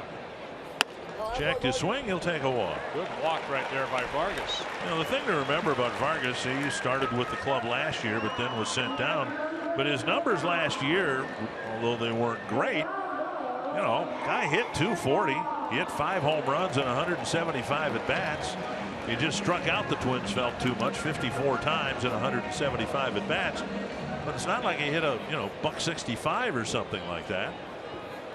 So if we're guilty of maybe forgetting about him or losing him in the shuffle,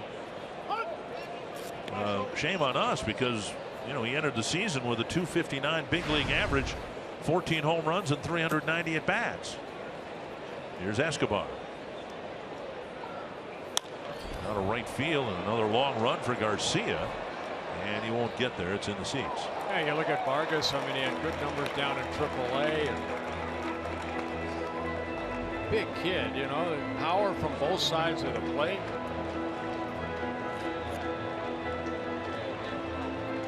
"25 years old, from Puerto Rico.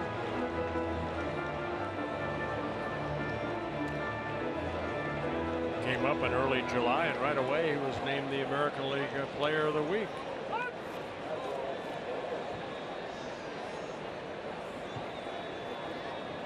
His first 9 hits this year were extra base hits. That's a pretty good start.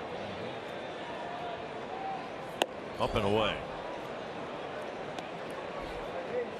His defensive position when he plays one is first base. Byung-Ho Park, when he plays defensively, it's first base.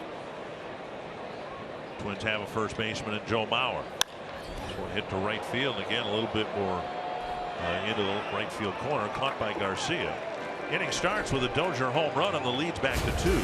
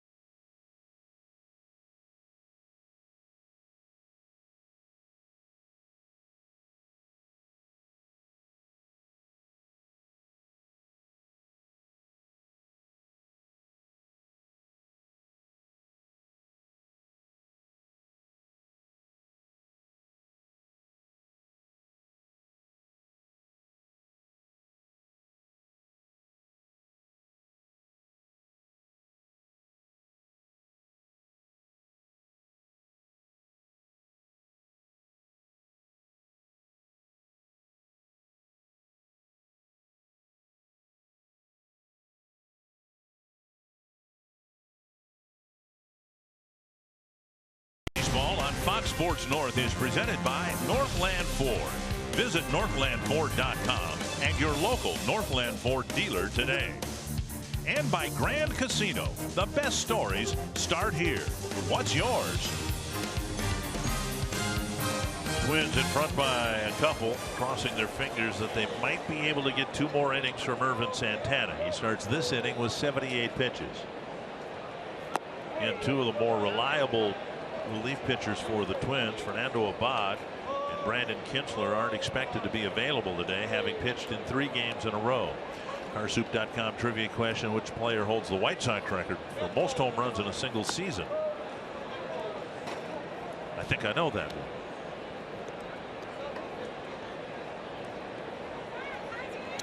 one. 1-1 to Frazier. Garcia and Saladino will follow. Frazier drew a walk with 1 out, eventually scored on an error.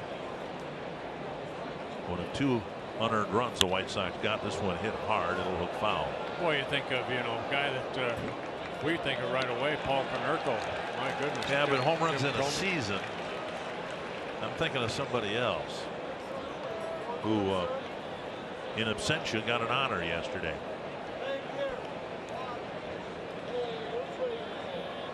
And not by the White Sox. 2-2. Oh, you're thinking of Jim Thome. Actually, no. No. Frank Thomas? I'm thinking Albert Bell.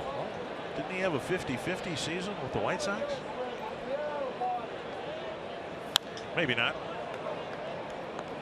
2-2 to Frazier, leading off the 6th. Jim Thome was inducted into the Cleveland Indian Hall of Fame last night. Albert Bell chose not to show up. He was inducted as well. Apparently had something more important to do.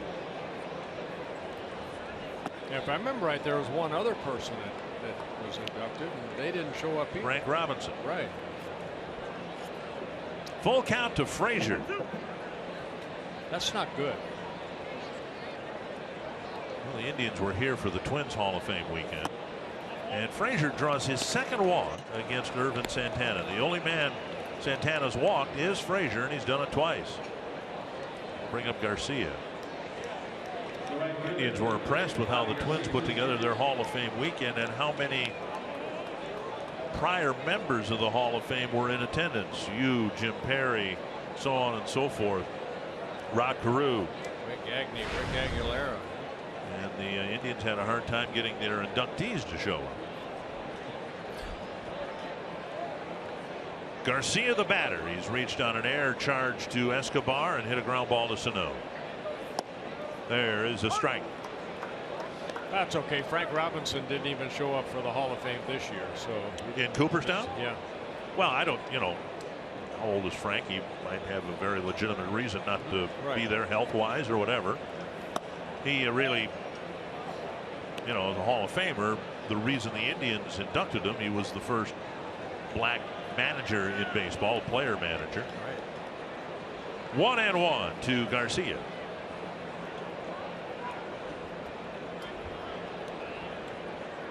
Santana got a ground ball double play to get out of the 5th. Now 2-1. Mentioned the Twins were hoping to get 2 innings out of Santana. Bullpen's a little thin with the extra inning games, and Tyler Duffy gave him a short start the other night. Swing and a miss. 2-2. Good movement on that fastball right there. Well, Santana, to me, one of these guys you can go deeper. That 95 to 105, he's a guy that can go 115, 120 if need be.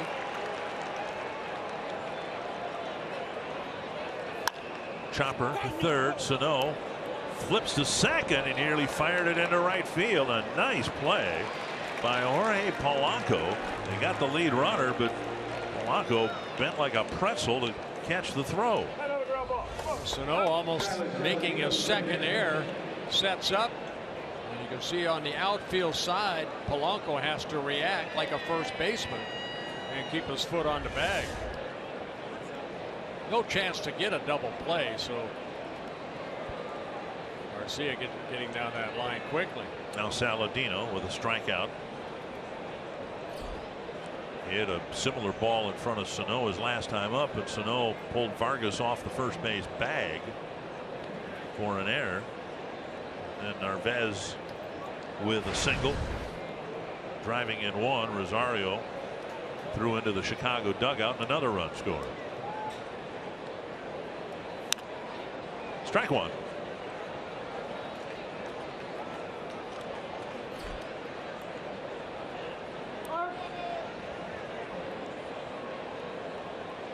Indians leading Oakland 8-0 behind Corey Kluber. Tigers got 6 in the first. They're leading Houston 11-0, and the Astros might need to do something. They're skidding a little bit in the end of July. Down low. Well, Santana doing a good job keeping the ball down, trying to get that ground ball.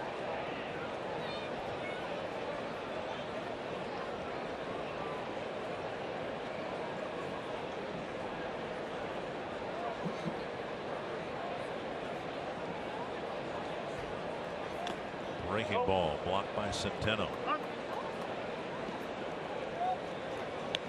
Twins looking for their 40th win of the year on the last day of July.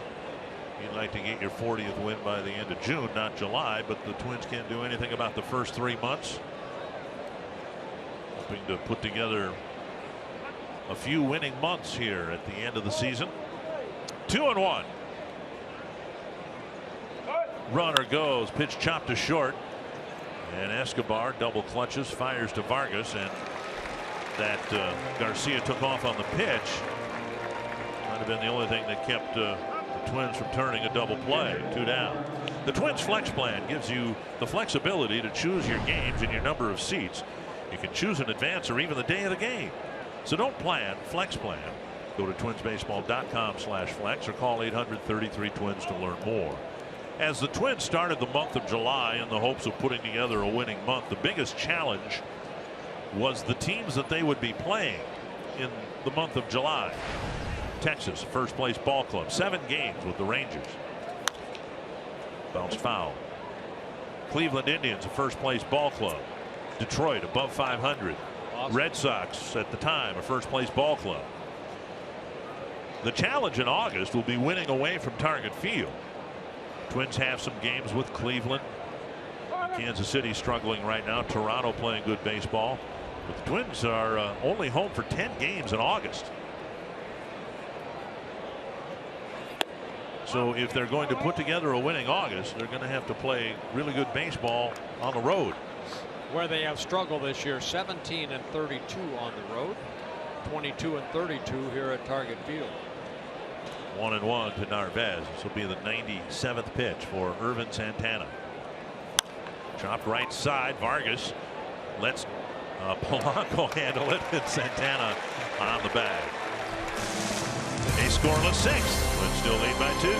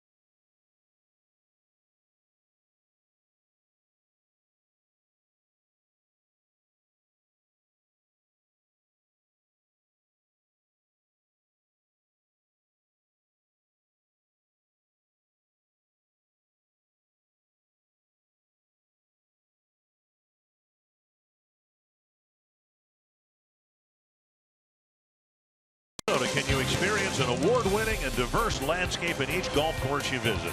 Whichever course you choose, a new personality and challenge awaits. A handful of Minnesota's courses were designed by some of the nation's top golf architects, and the season runs as long as 6 months out of the year. Heck with that, man. I played golf in November last year. Find endless ideas for the perfect getaway at exploreminnesota.com. Share your favorites with hashtag #OnlyInMN. Now, I read in the Minneapolis paper today there's a golf course to keep the geese away. They've got like fake dogs, you know, silhouettes of dogs, which are supposed to scare the geese away from the golf course. I got a better idea. The geese wouldn't hang around golf courses if you just got rid of all the water. Just fill in all the ponds, right? And have lush green grass. And while you're at it, get rid of the trees and make golf fun again. Sounds like you have had experience with balls going into the water and the trees.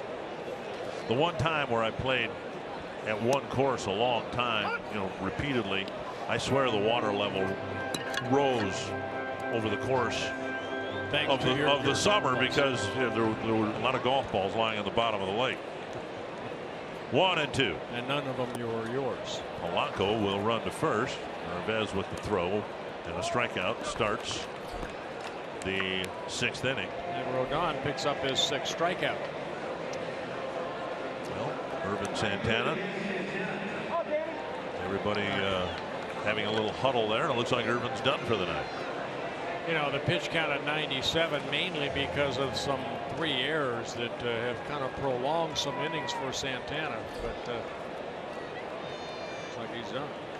Polanco lines one to left field. Santana. Santana lines one to left field. Yeah, Danny picking up his first hit of the ball game. Didn't waste any time. Fastball down. Lined it into left center. That'll bring up Centeno.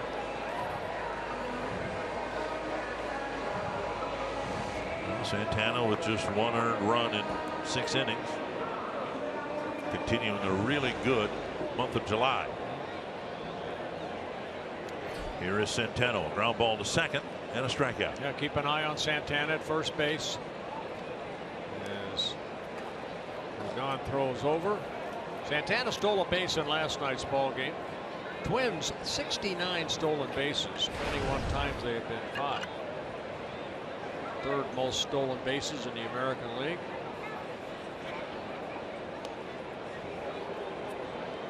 Buxton stole a base. Excuse me. Now they have 70. I think 70 stolen bases. Forgot about Buxton's stolen base in the 2nd.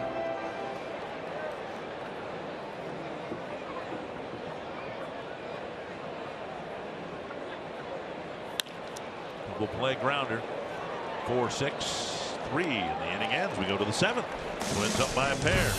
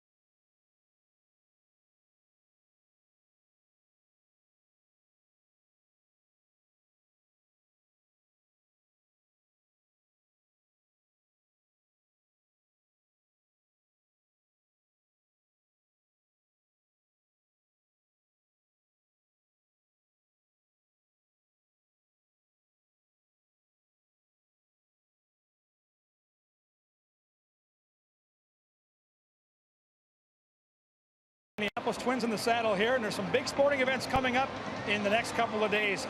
English Premier Soccer just down the road, the first event ever at US Bank Stadium. We are very happy to be joined by the keeper for Chelsea FC, Asmir Begovic. And how excited are you to open up this new stadium? I know everybody in town is thrilled. We got nearly 60,000 fans coming. Yeah, I mean, we're very, very excited. It's an amazing facility. The stadium looks amazing. So to be part of such a great game and such a great occasion, it's obviously pretty amazing for us.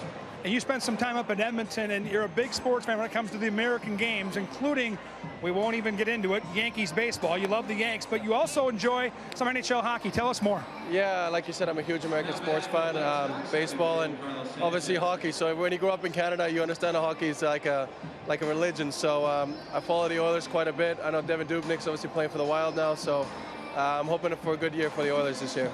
I feel like I'm interviewing Dubnyk. You're another one of those tall keepers. I know what it does for Dubnyk in hockey. How much does it help you in soccer when you're tall like you are? Yeah, it does. You know, it obviously helps fill the goal, helps you be a presence as well. So it's something that people look to in having size and goalkeepers. So it helps for sure. But obviously we have to train to get down and move very quickly. So that's part of our training on a daily basis. Thanks for your time. It's great to meet you, and enjoy the big stadium on Wednesday night. All right, thanks for having us. All right, guys, back to you. Yeah, good luck. Isn't it amazing how Kevin can somehow, in any interview situation, weave the subject around hockey? He could interview President of the United States, and somehow hockey would get referenced. That or horses. Or horses, yeah. 1-1 to Carlos Sanchez. Trevor May, the new Twins pitcher. Sano digs out the second hop and throws. Wow. If you blink. You know what? Better play by Sano right there. He planted his feet to throw. He didn't come in and did what he did earlier and throw it up the line. So, you know, you learn from your mistakes, and I think Sano did right there. Good job. Trevor May in the game. Mentioned the Twins are probably going to be pitching without Kinsler and Abad, so May is asked to get at least the 7th inning. Yeah, May worked here on Friday night, got the win in the 2-1 12-inning ball game over the White Sox. Threw 12 pitches, 8 for strikes, making his 39th relief appearance. A strikeout pitcher, 51 strikeouts in 37 2/3 innings. If it plays out and Abad and Kinsler are not available today, then the question will be, given the current score, who gets the save situation. That May is pitching here in the 7th might suggest that Ryan Presley would get a save opportunity should it exist in the 9th inning. 1-1. Breaking ball off the plate, 2-1. And May, a guy that can go 2 innings. You know, that's important right here in this situation. Depending on the pitch count, after hopefully he'll get 3 quick outs. He's gotten 1 already.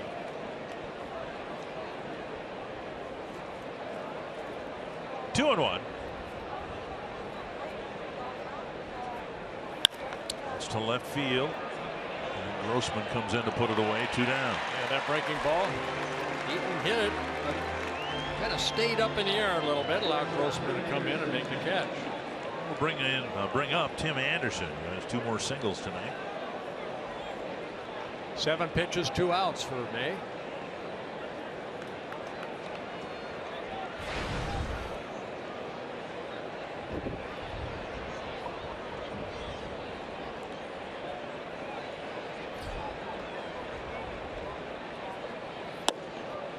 Strike 1.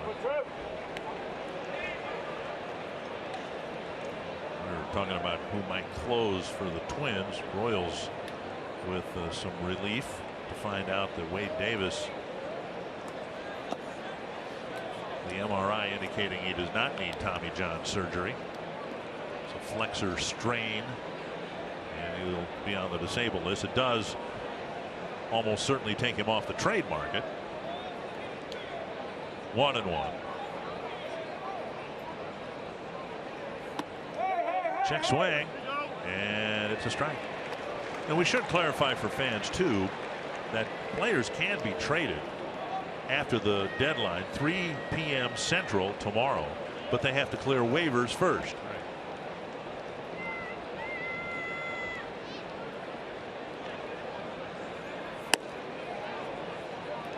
Now that can happen. Sometimes teams block by making a claim on a player. But when the Twins got Don Baylor in 1987, he came at the end of August, not the end of July. Swing and a miss, and Trevor May, if Centeno fires on target and does, that's a good quick 1-2-3 inning. Much needed by the Twins, which will allow for the possibility that he'll be sent back out there for the 8th inning. The Twins in front, trying to win this series with the White Sox. And given that it's Sunday afternoon, we're happy to bring you God Bless America. Local performing artist and 2016 Twins Audition winner, John DeCausemaker. He leads us in the singing of God Bless America. God bless America, land that I love. Stand beside her and guide her through the night with a light from above. From the mountains to the prairies, through the oceans white with foam. God bless America, my home, sweet home. God bless America, my home, sweet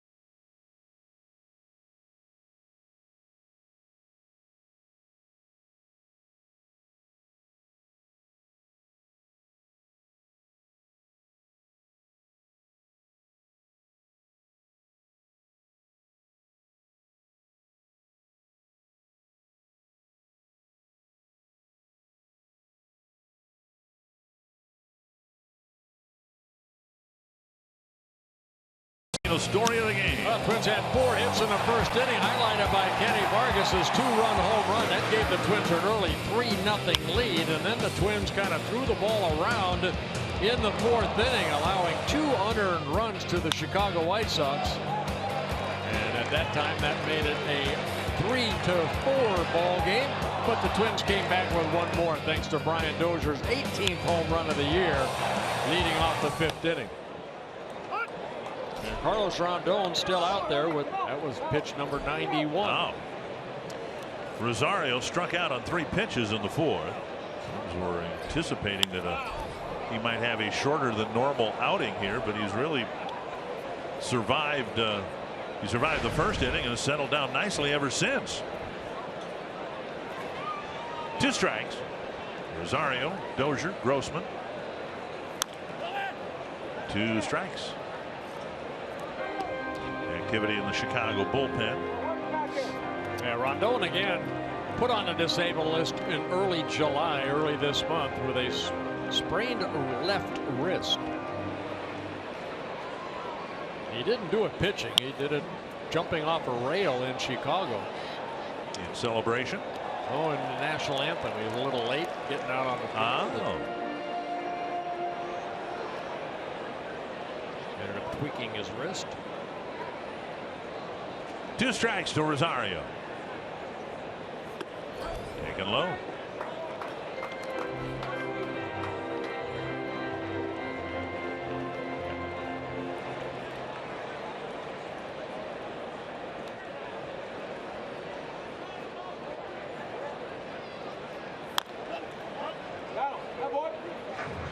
Twins aren't home much in August. After today, they'll host the Astros for 4 games and then the Royals. Then later in the month, 3 at home against Detroit. And that's it. Astros struggling at a time when the Rangers kind of caught a second wind a little bit, and not careful, the gap's going to be 6 games here. Up and away, 2-2. Rondon struck out Rosario on 3 pitches in his only at bat. That in the 4th inning. Taking over for Buxton in center field. Just joined us. Buxton left after suffering some pain in his right knee.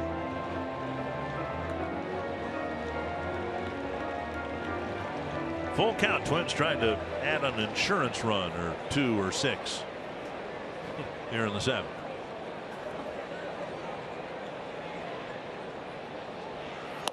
And Rosario swings through an 87-mile-per-hour breaking ball. And strikeout number 7 in the ball game for Rondon. He came into the ball game 91 strikeouts in 92 innings pitched, so he's right on mark. But a strikeout per inning. And brought out to start the 7th inning to face the left-handed hitting Rosario. He struck him out. Robin Ventura with a slow walk to the mound. An encouraging outing for Rondon after a rough first inning.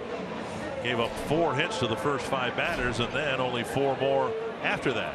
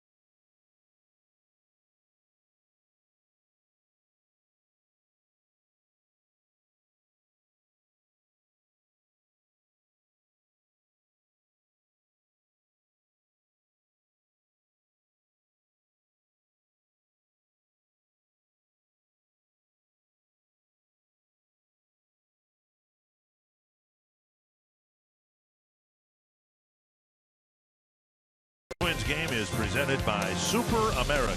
Get your Knothole Kids Day vouchers at any local Super America. 1 out in the 7th, and the Twins get into the Chicago bullpen leading by a couple of runs. Carson Fulmer coming out of the bullpen, making just his 5th major league appearance. Been hit around a little bit. 3 2/3 innings coming into this outing. 7 earned runs allowed. 4 walks, 3 strikeouts. Former #1 pick by the White Sox out of Vanderbilt University, and just last year an 8th overall pick. Called up from Double-A, where he was mainly a starter, now starting his career in the big leagues in the bullpen. Zips a fastball inside, ball 1. Box tracks presented by Chrysler. A tuck and drive type right-handed pitcher. Drive to left field off the bat of Dozier. Deep to the gap and gone, a home run. Dozier's 2nd of the game. 3 extra base hits today for Brian Dozier. Well, he got a fastball right there and didn't miss it. second time this year Brian Dozier's had a 2-home run ball game. The other one against the White Sox in Chicago back in late June. Twins now with 119 home runs hit on the year. So this is a line drive home run. His previous home run, that high towering home run, almost went in the third deck. This one, the line drive. 1 strike to Grossman.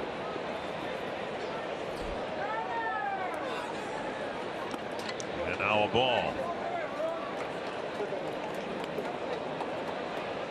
Couple of big home runs for Dozier. One in the 5th, one in the 7th inning now.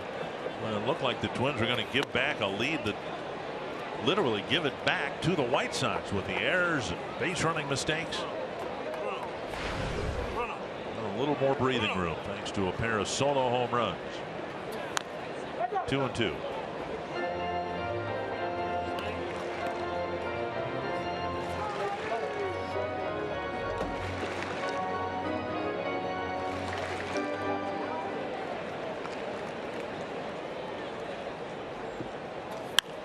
Fouled away. Brian now with 19 home runs on a year, 5 of them against the White Sox.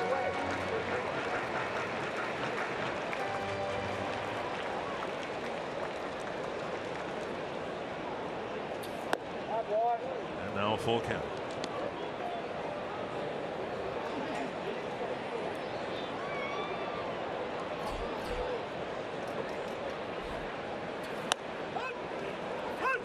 Grossman again called out on strikes. It happened to him 3 times last night.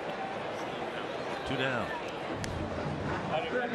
Not a high strikeout guy, and I know it's frustrating for Robbie because if he's going to go down, he wants to go down swinging. 2 down, and now Miguel Sano.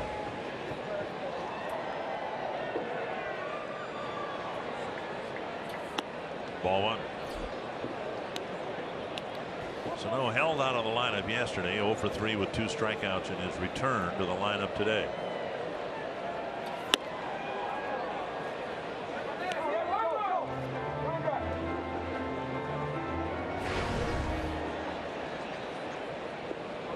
One and 1. 2 and 1. It's too many pitchers like Homer, the way he goes about his business with that glove. Very quick delivery. It's kind of a tuck and drive type at 6 foot tall, about 195. Gets the sign, the glove coming up and over and out. Now 3 and 1.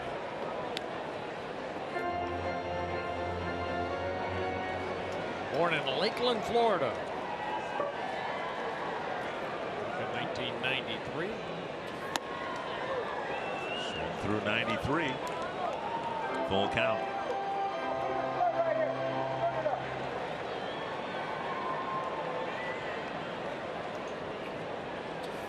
Foul tip, and Narvaez can't hang on. These two were battery mates down in Double-A in Birmingham for the Chicago White Sox.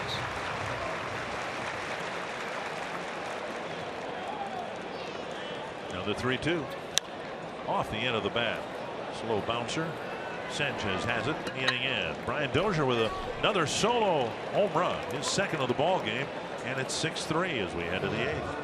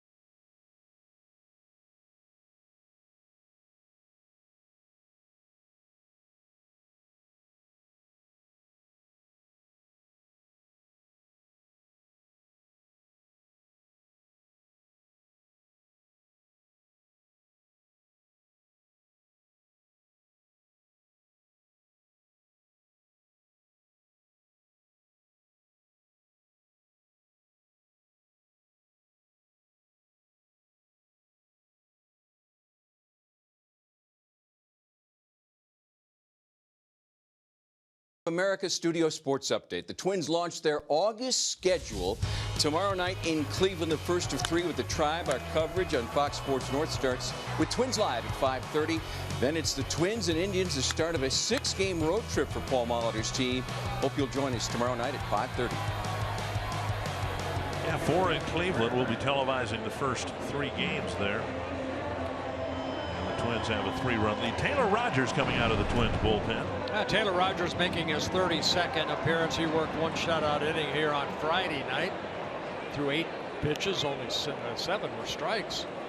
He's pitched very well here at Target Field. This is his 22nd career appearance here, of course, in his rookie seasons. 3-0 here at Target Field. 1.21 ERA. Fastball wide. He'll face a right-handed hitter, a switch hitter, and Cabrera, then the lefty Morneau. Then Todd Frazier. And Rogers wings it wide, 2-0.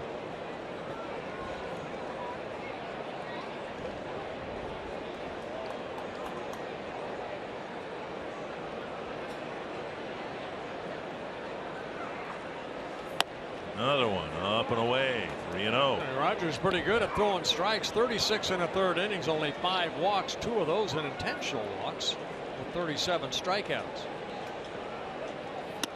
There's a strike. Nope. Away. And Cabrera threw his bat away, then looked like he might want to go back and get it, but it's a 4-pitch walk to start the 8th inning.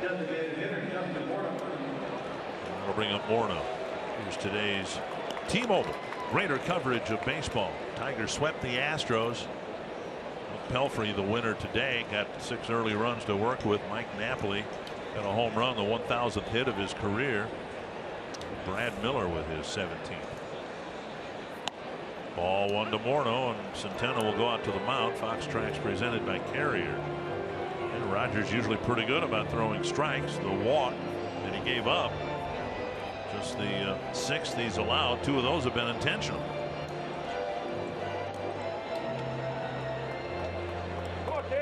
Twins without the services of Abad and Kintzler because they pitched in each of the last 3 games.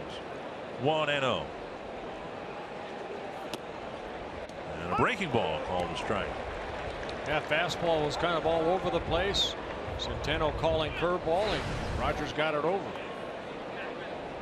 It's kind of been his bread and butter pitch anyway. Get ahead with the fastball, then make that hitter chase the breaking ball. Like that. Now a swing and a miss. Changes speeds on that breaking ball. Sometimes it's a bigger, slower break, and then that last one, a good hard fight. Right-handers hitting just over 300 against Rogers. Left-handers just over 200. And another breaking ball poked into right. Now Frazier will come up as the tying run. Yeah, that breaking ball stayed up, and Justin just hit it softly into right field. His first hit of the ball game.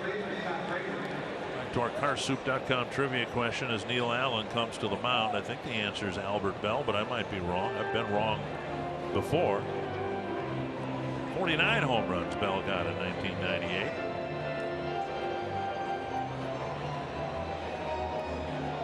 Neil Allen trying to settle Rogers down, who's already been kind of put on the spot here, trying to get some outs in the 8th inning.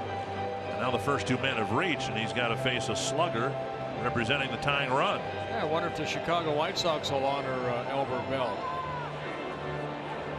Maybe induct him into their Hall of Fame and see if he shows up.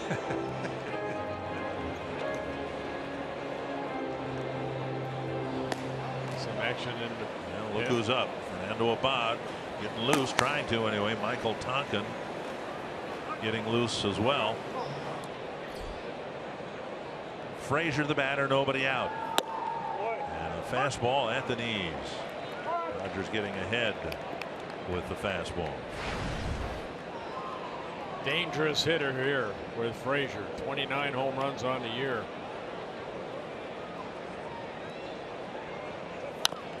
And now 0-2 again with a fastball. Twins thought they had the big hit late last night, the 3-run home run by Escobar in the 8th inning, but then the White Sox got a 2-out game tying hit and then won it in the 10th. Twins are with the lead again here in the 8th inning. The lead they've had since the 1st inning. Up and away.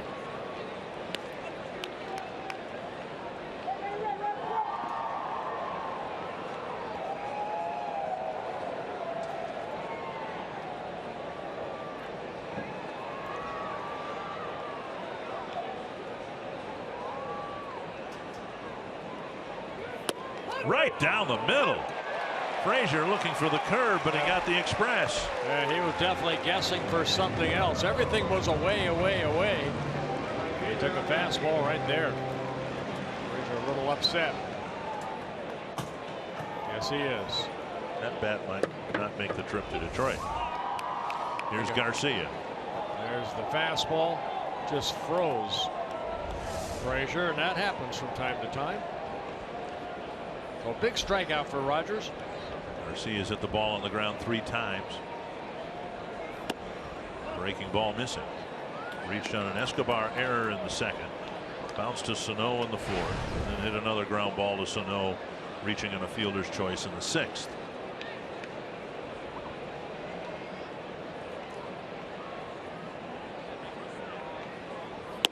Two and 0.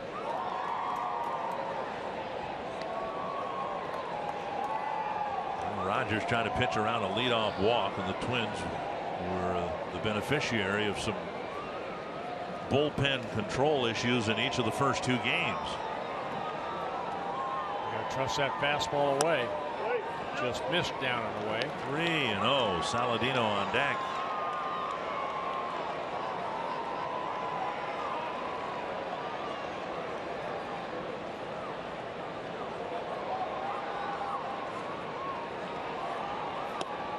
Strike.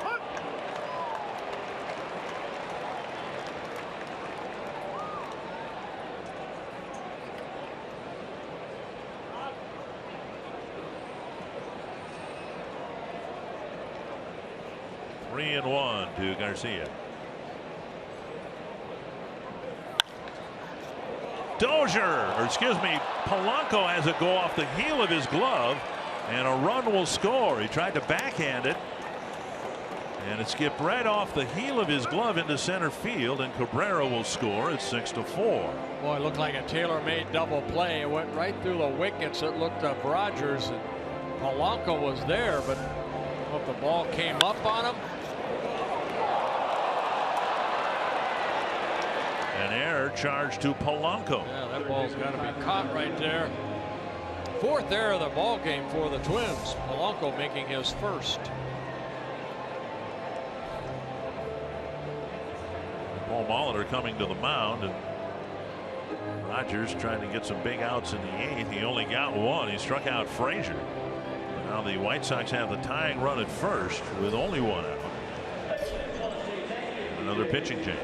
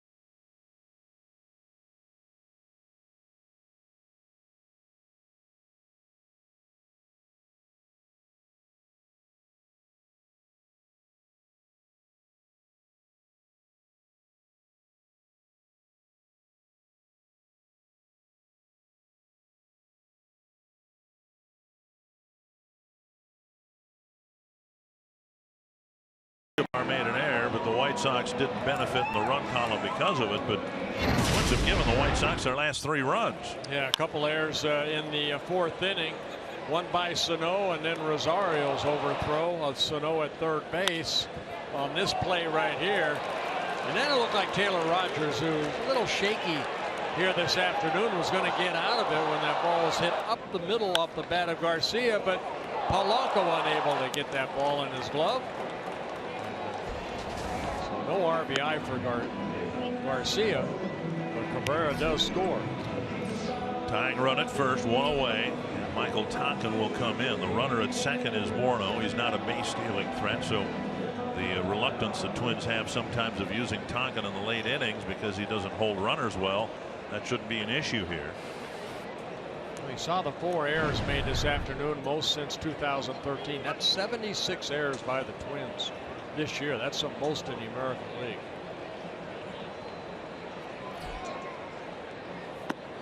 Down and away with Saladino bluffing a bunt and taking a breaking ball for ball 1. Now, Tonkin worked in last night's ball game. He relieved Tommy Malone in the 6th inning. Inning and 2/3. He did give up a hit, but other than that, good outing. 18 pitches, 11 for strikes.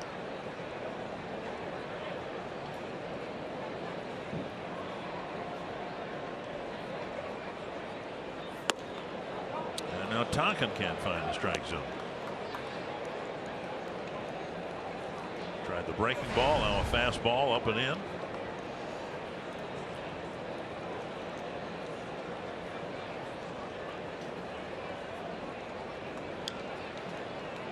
Both bullpens in this series had a tough time throwing strikes.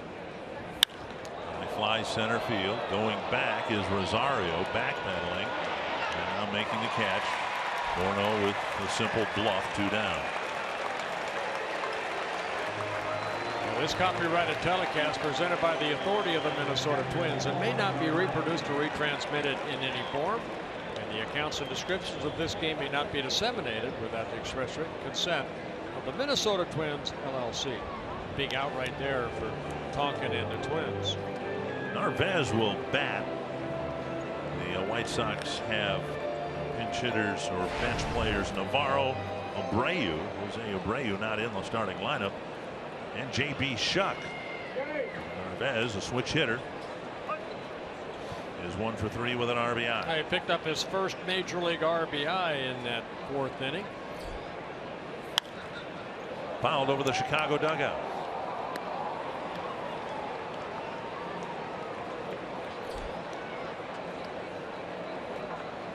Narvaez started this season in Double-A, then moved up to Triple-A. And with Mike Avila going on a disabled list, called up in early July.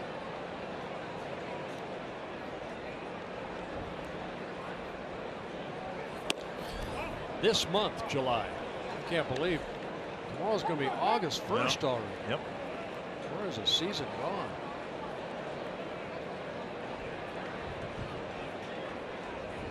This is the Twins' 104th game. 162. 1-1 to Narvaez. Back 1-2. Tonkin doesn't have a lot of movement on his fastball, but it gets to you in a hurry. That last pitch, 95. Tall drink of water. Tonkin at 6'7".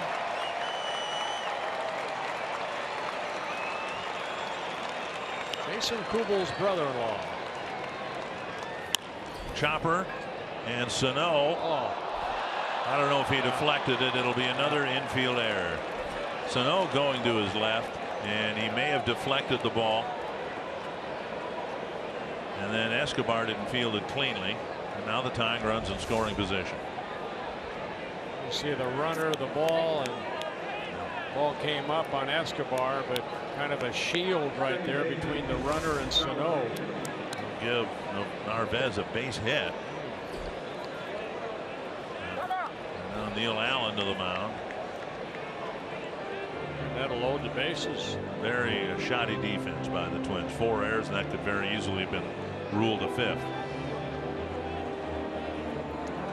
Sanchez, the number 9 batter, and the best case scenario, of course, is that Tonkin gets him. But even at that, now you've set up, if you do get out of this, you've set up Cabrera and Morneau in the 9th inning with all these extra outs. A couple of times we've seen Sano kind of cut across. I know you're taught to go get the ball, but kind of blocked out Escobar, and then the ball came up on Escobar, and then a couple innings ago Vargas went over toward, and thank goodness Polanco able to get the final out in the 6th inning. Ground ball. Vargas has it. That's a good biz up by Neil Allen. And Vargas with a very important pickup of a routine ground ball.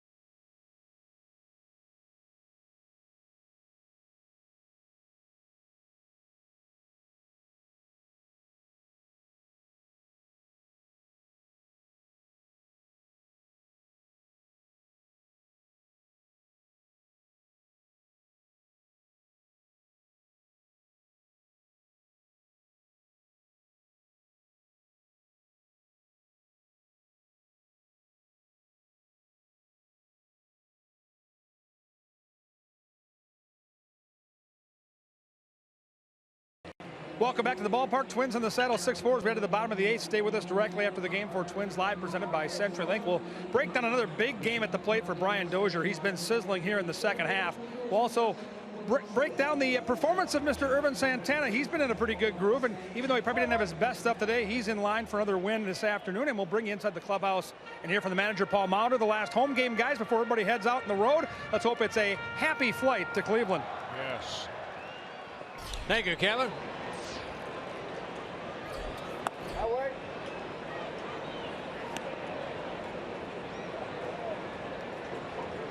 1-0 to Kenny Vargas, a 2-run home run, a single and a run scored, and then a walk. So he's reached all 3 times facing Fulmer. It's 1-1.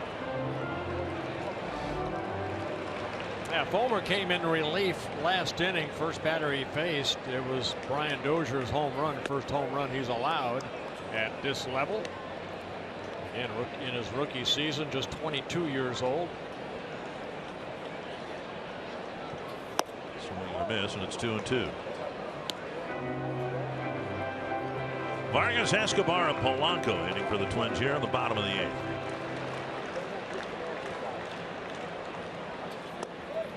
And now 3-2.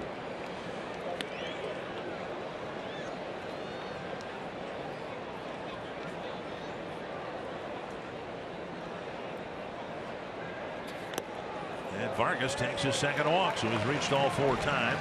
See if the Twins send in a pinch runner. They have bench players Bauer, Kepler, and Suzuki. And it'll be Kepler running for Vargas. Not necessarily a 2-for-1 swap in terms of position of players, because although we would expect Bauer would take the field in the 9th inning, but Kepler can play some first base as well. Vargas gets on base, Kepler running for him, and that'll bring up Escobar. Yeah, good day at the plate for Kenny Vargas. A 2-run home run, a single, a couple walks, scored a couple runs.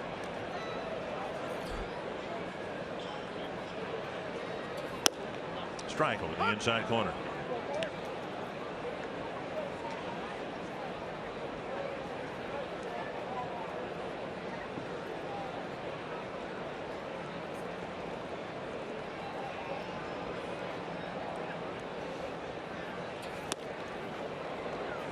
Swing and a miss.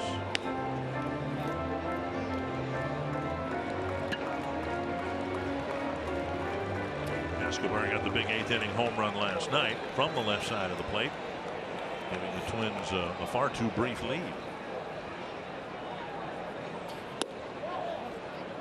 It's 1-2.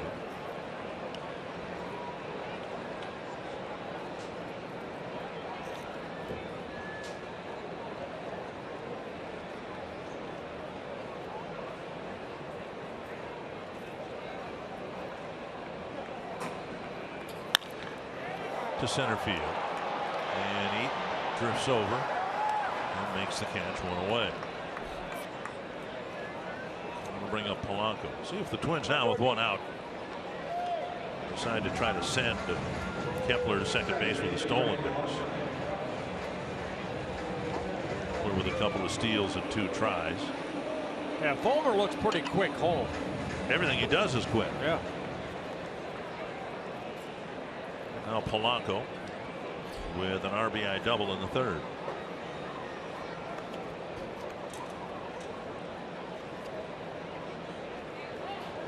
Quick throw over. Kepler getting back. This morning on his radio show, Paul Molitor was talking about the fearlessness that he saw develop with Eduardo Nunez in terms of stealing bases. It was Molitor's contention that Nunez never believed he could be as good as he turned out to be in terms of stealing bases, but over the course of this year developed an awful lot of confidence, and then went on to talk about the younger players like Kepler and Buxton, who, for lack of a better term, and this is mine, not the managers, are a bit timid out there because of fear of failure, and they don't have that confidence yet. Upper right side, Polanco hustling to try to stay out of the double play, and he'll succeed.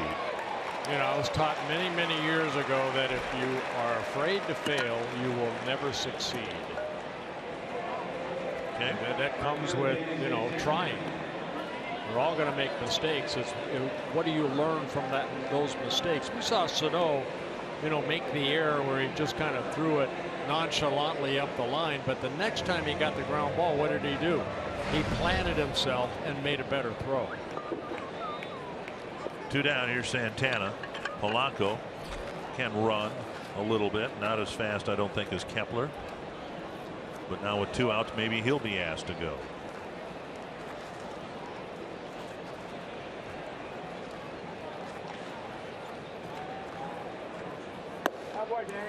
Yeah, think about Polanco. He has speed. He has stolen bases in the minor leagues, 60 stolen bases, but he's also been caught 43 times. Right. So he has the speed to maybe go to first or third. Hasn't really been the base stealer yet. Sharp ground ball, but Sanchez is there. And Ryan Presley is going to get a save opportunity with the Twins up 6-4.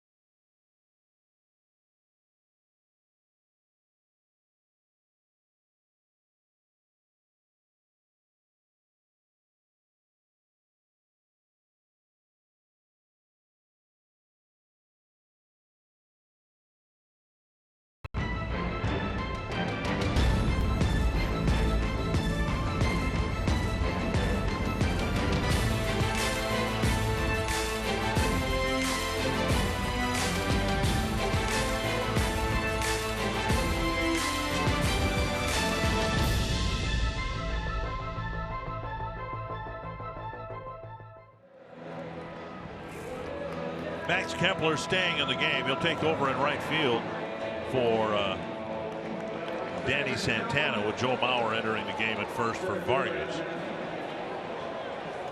And Ryan Presley will try to get the save. Santana moving to left. He'll replace Grossman.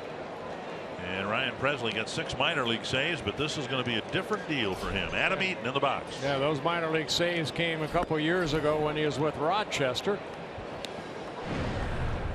Making his 51st relief appearance, making his first appearance here against the White Sox. He worked Thursday, 1 shutout inning in a Twins 6-2 win.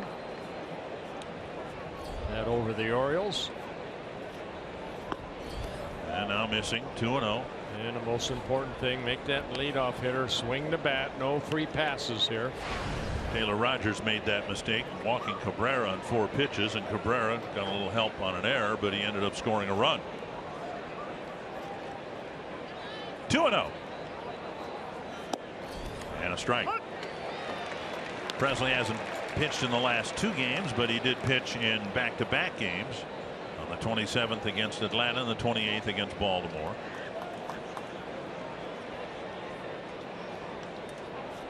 Two and 1 to Adam Eaton.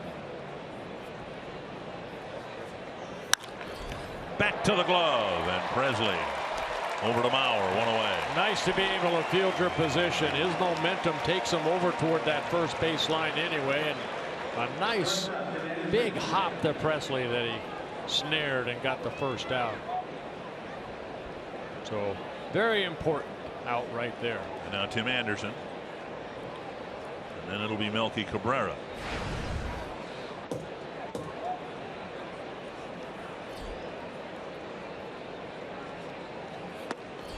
Fastball zips inside. Look at that, 99 miles per hour. You've seen 97 and a 98, but Presley wouldn't be the first relief pitcher to have a little adrenaline going in a save situation.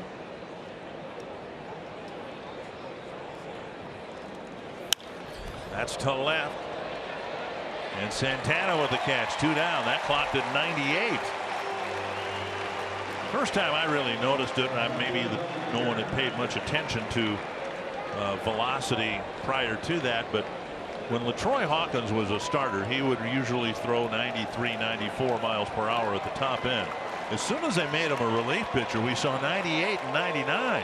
Kind of saw that from Trevor May. Yeah. 2 down, and Presley trying to make quick work of the White Sox here in the 9th inning. Cabrera 2 hits and a walk. And he's been a pest the whole series. Low in the dirt, ball 1.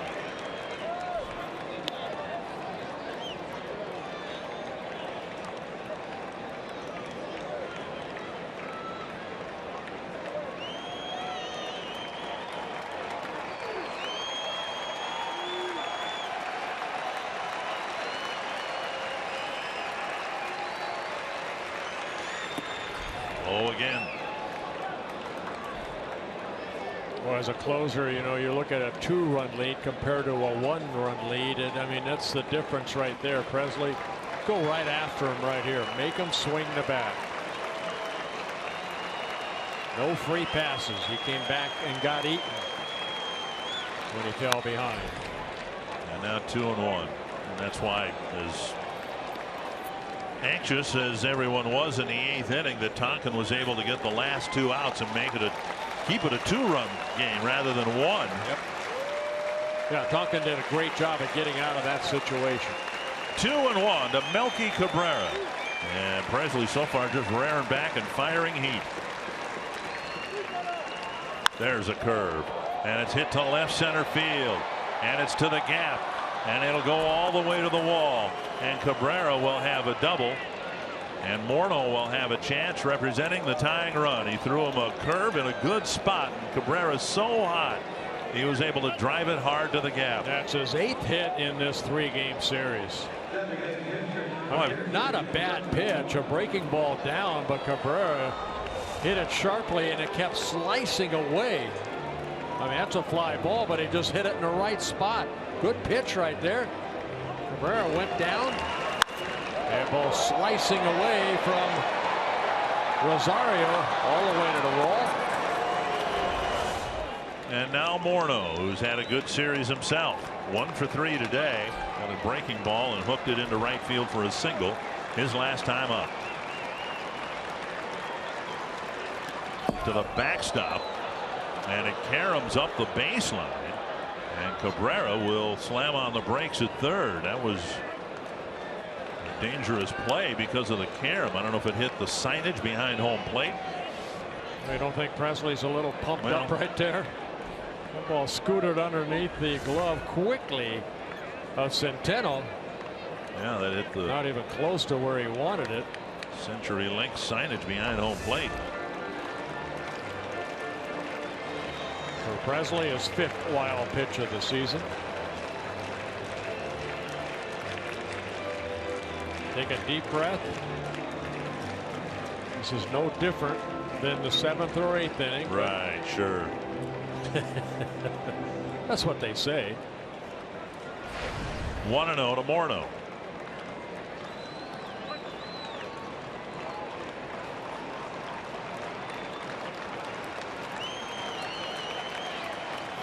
Fouled back. Morneau tried to turn around a 97-mile-per-hour fastball.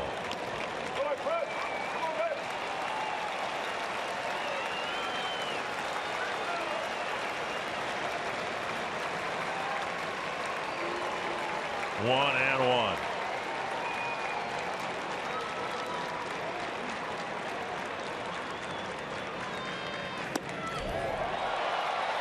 Swing and a miss at 97. 13 pitches, and I think he's only thrown the curve once, hasn't he? Yeah, and that's one to Cabrera. You can throw a curve in the dirt here because you're leading by 2. Got him! And he went to the curveball. And Centeno flips to first. And the Twins end up taking the series, and Ryan Presley gets his first big league save. Congratulations, Ryan Presley. Irvin Santana gets his 4th win of the year. Good day, good afternoon for the Twins. Good hard breaking ball right here, straight over the top. The old drop. Good block by Centeno. And the Twins hold on and win. And Anthony, the Twins finished the month of July with a 15-11 mark. Best month of the year by far for the Twins, and a solid weekend at Target Field. They take 2 of 3 from Chicago. Take a look at a big day from Brian Dozier. Another strong start for Irvin Santana. Preview the road trip and hear from Paul Molitor, all coming up on Twins Live, presented by CenturyLink.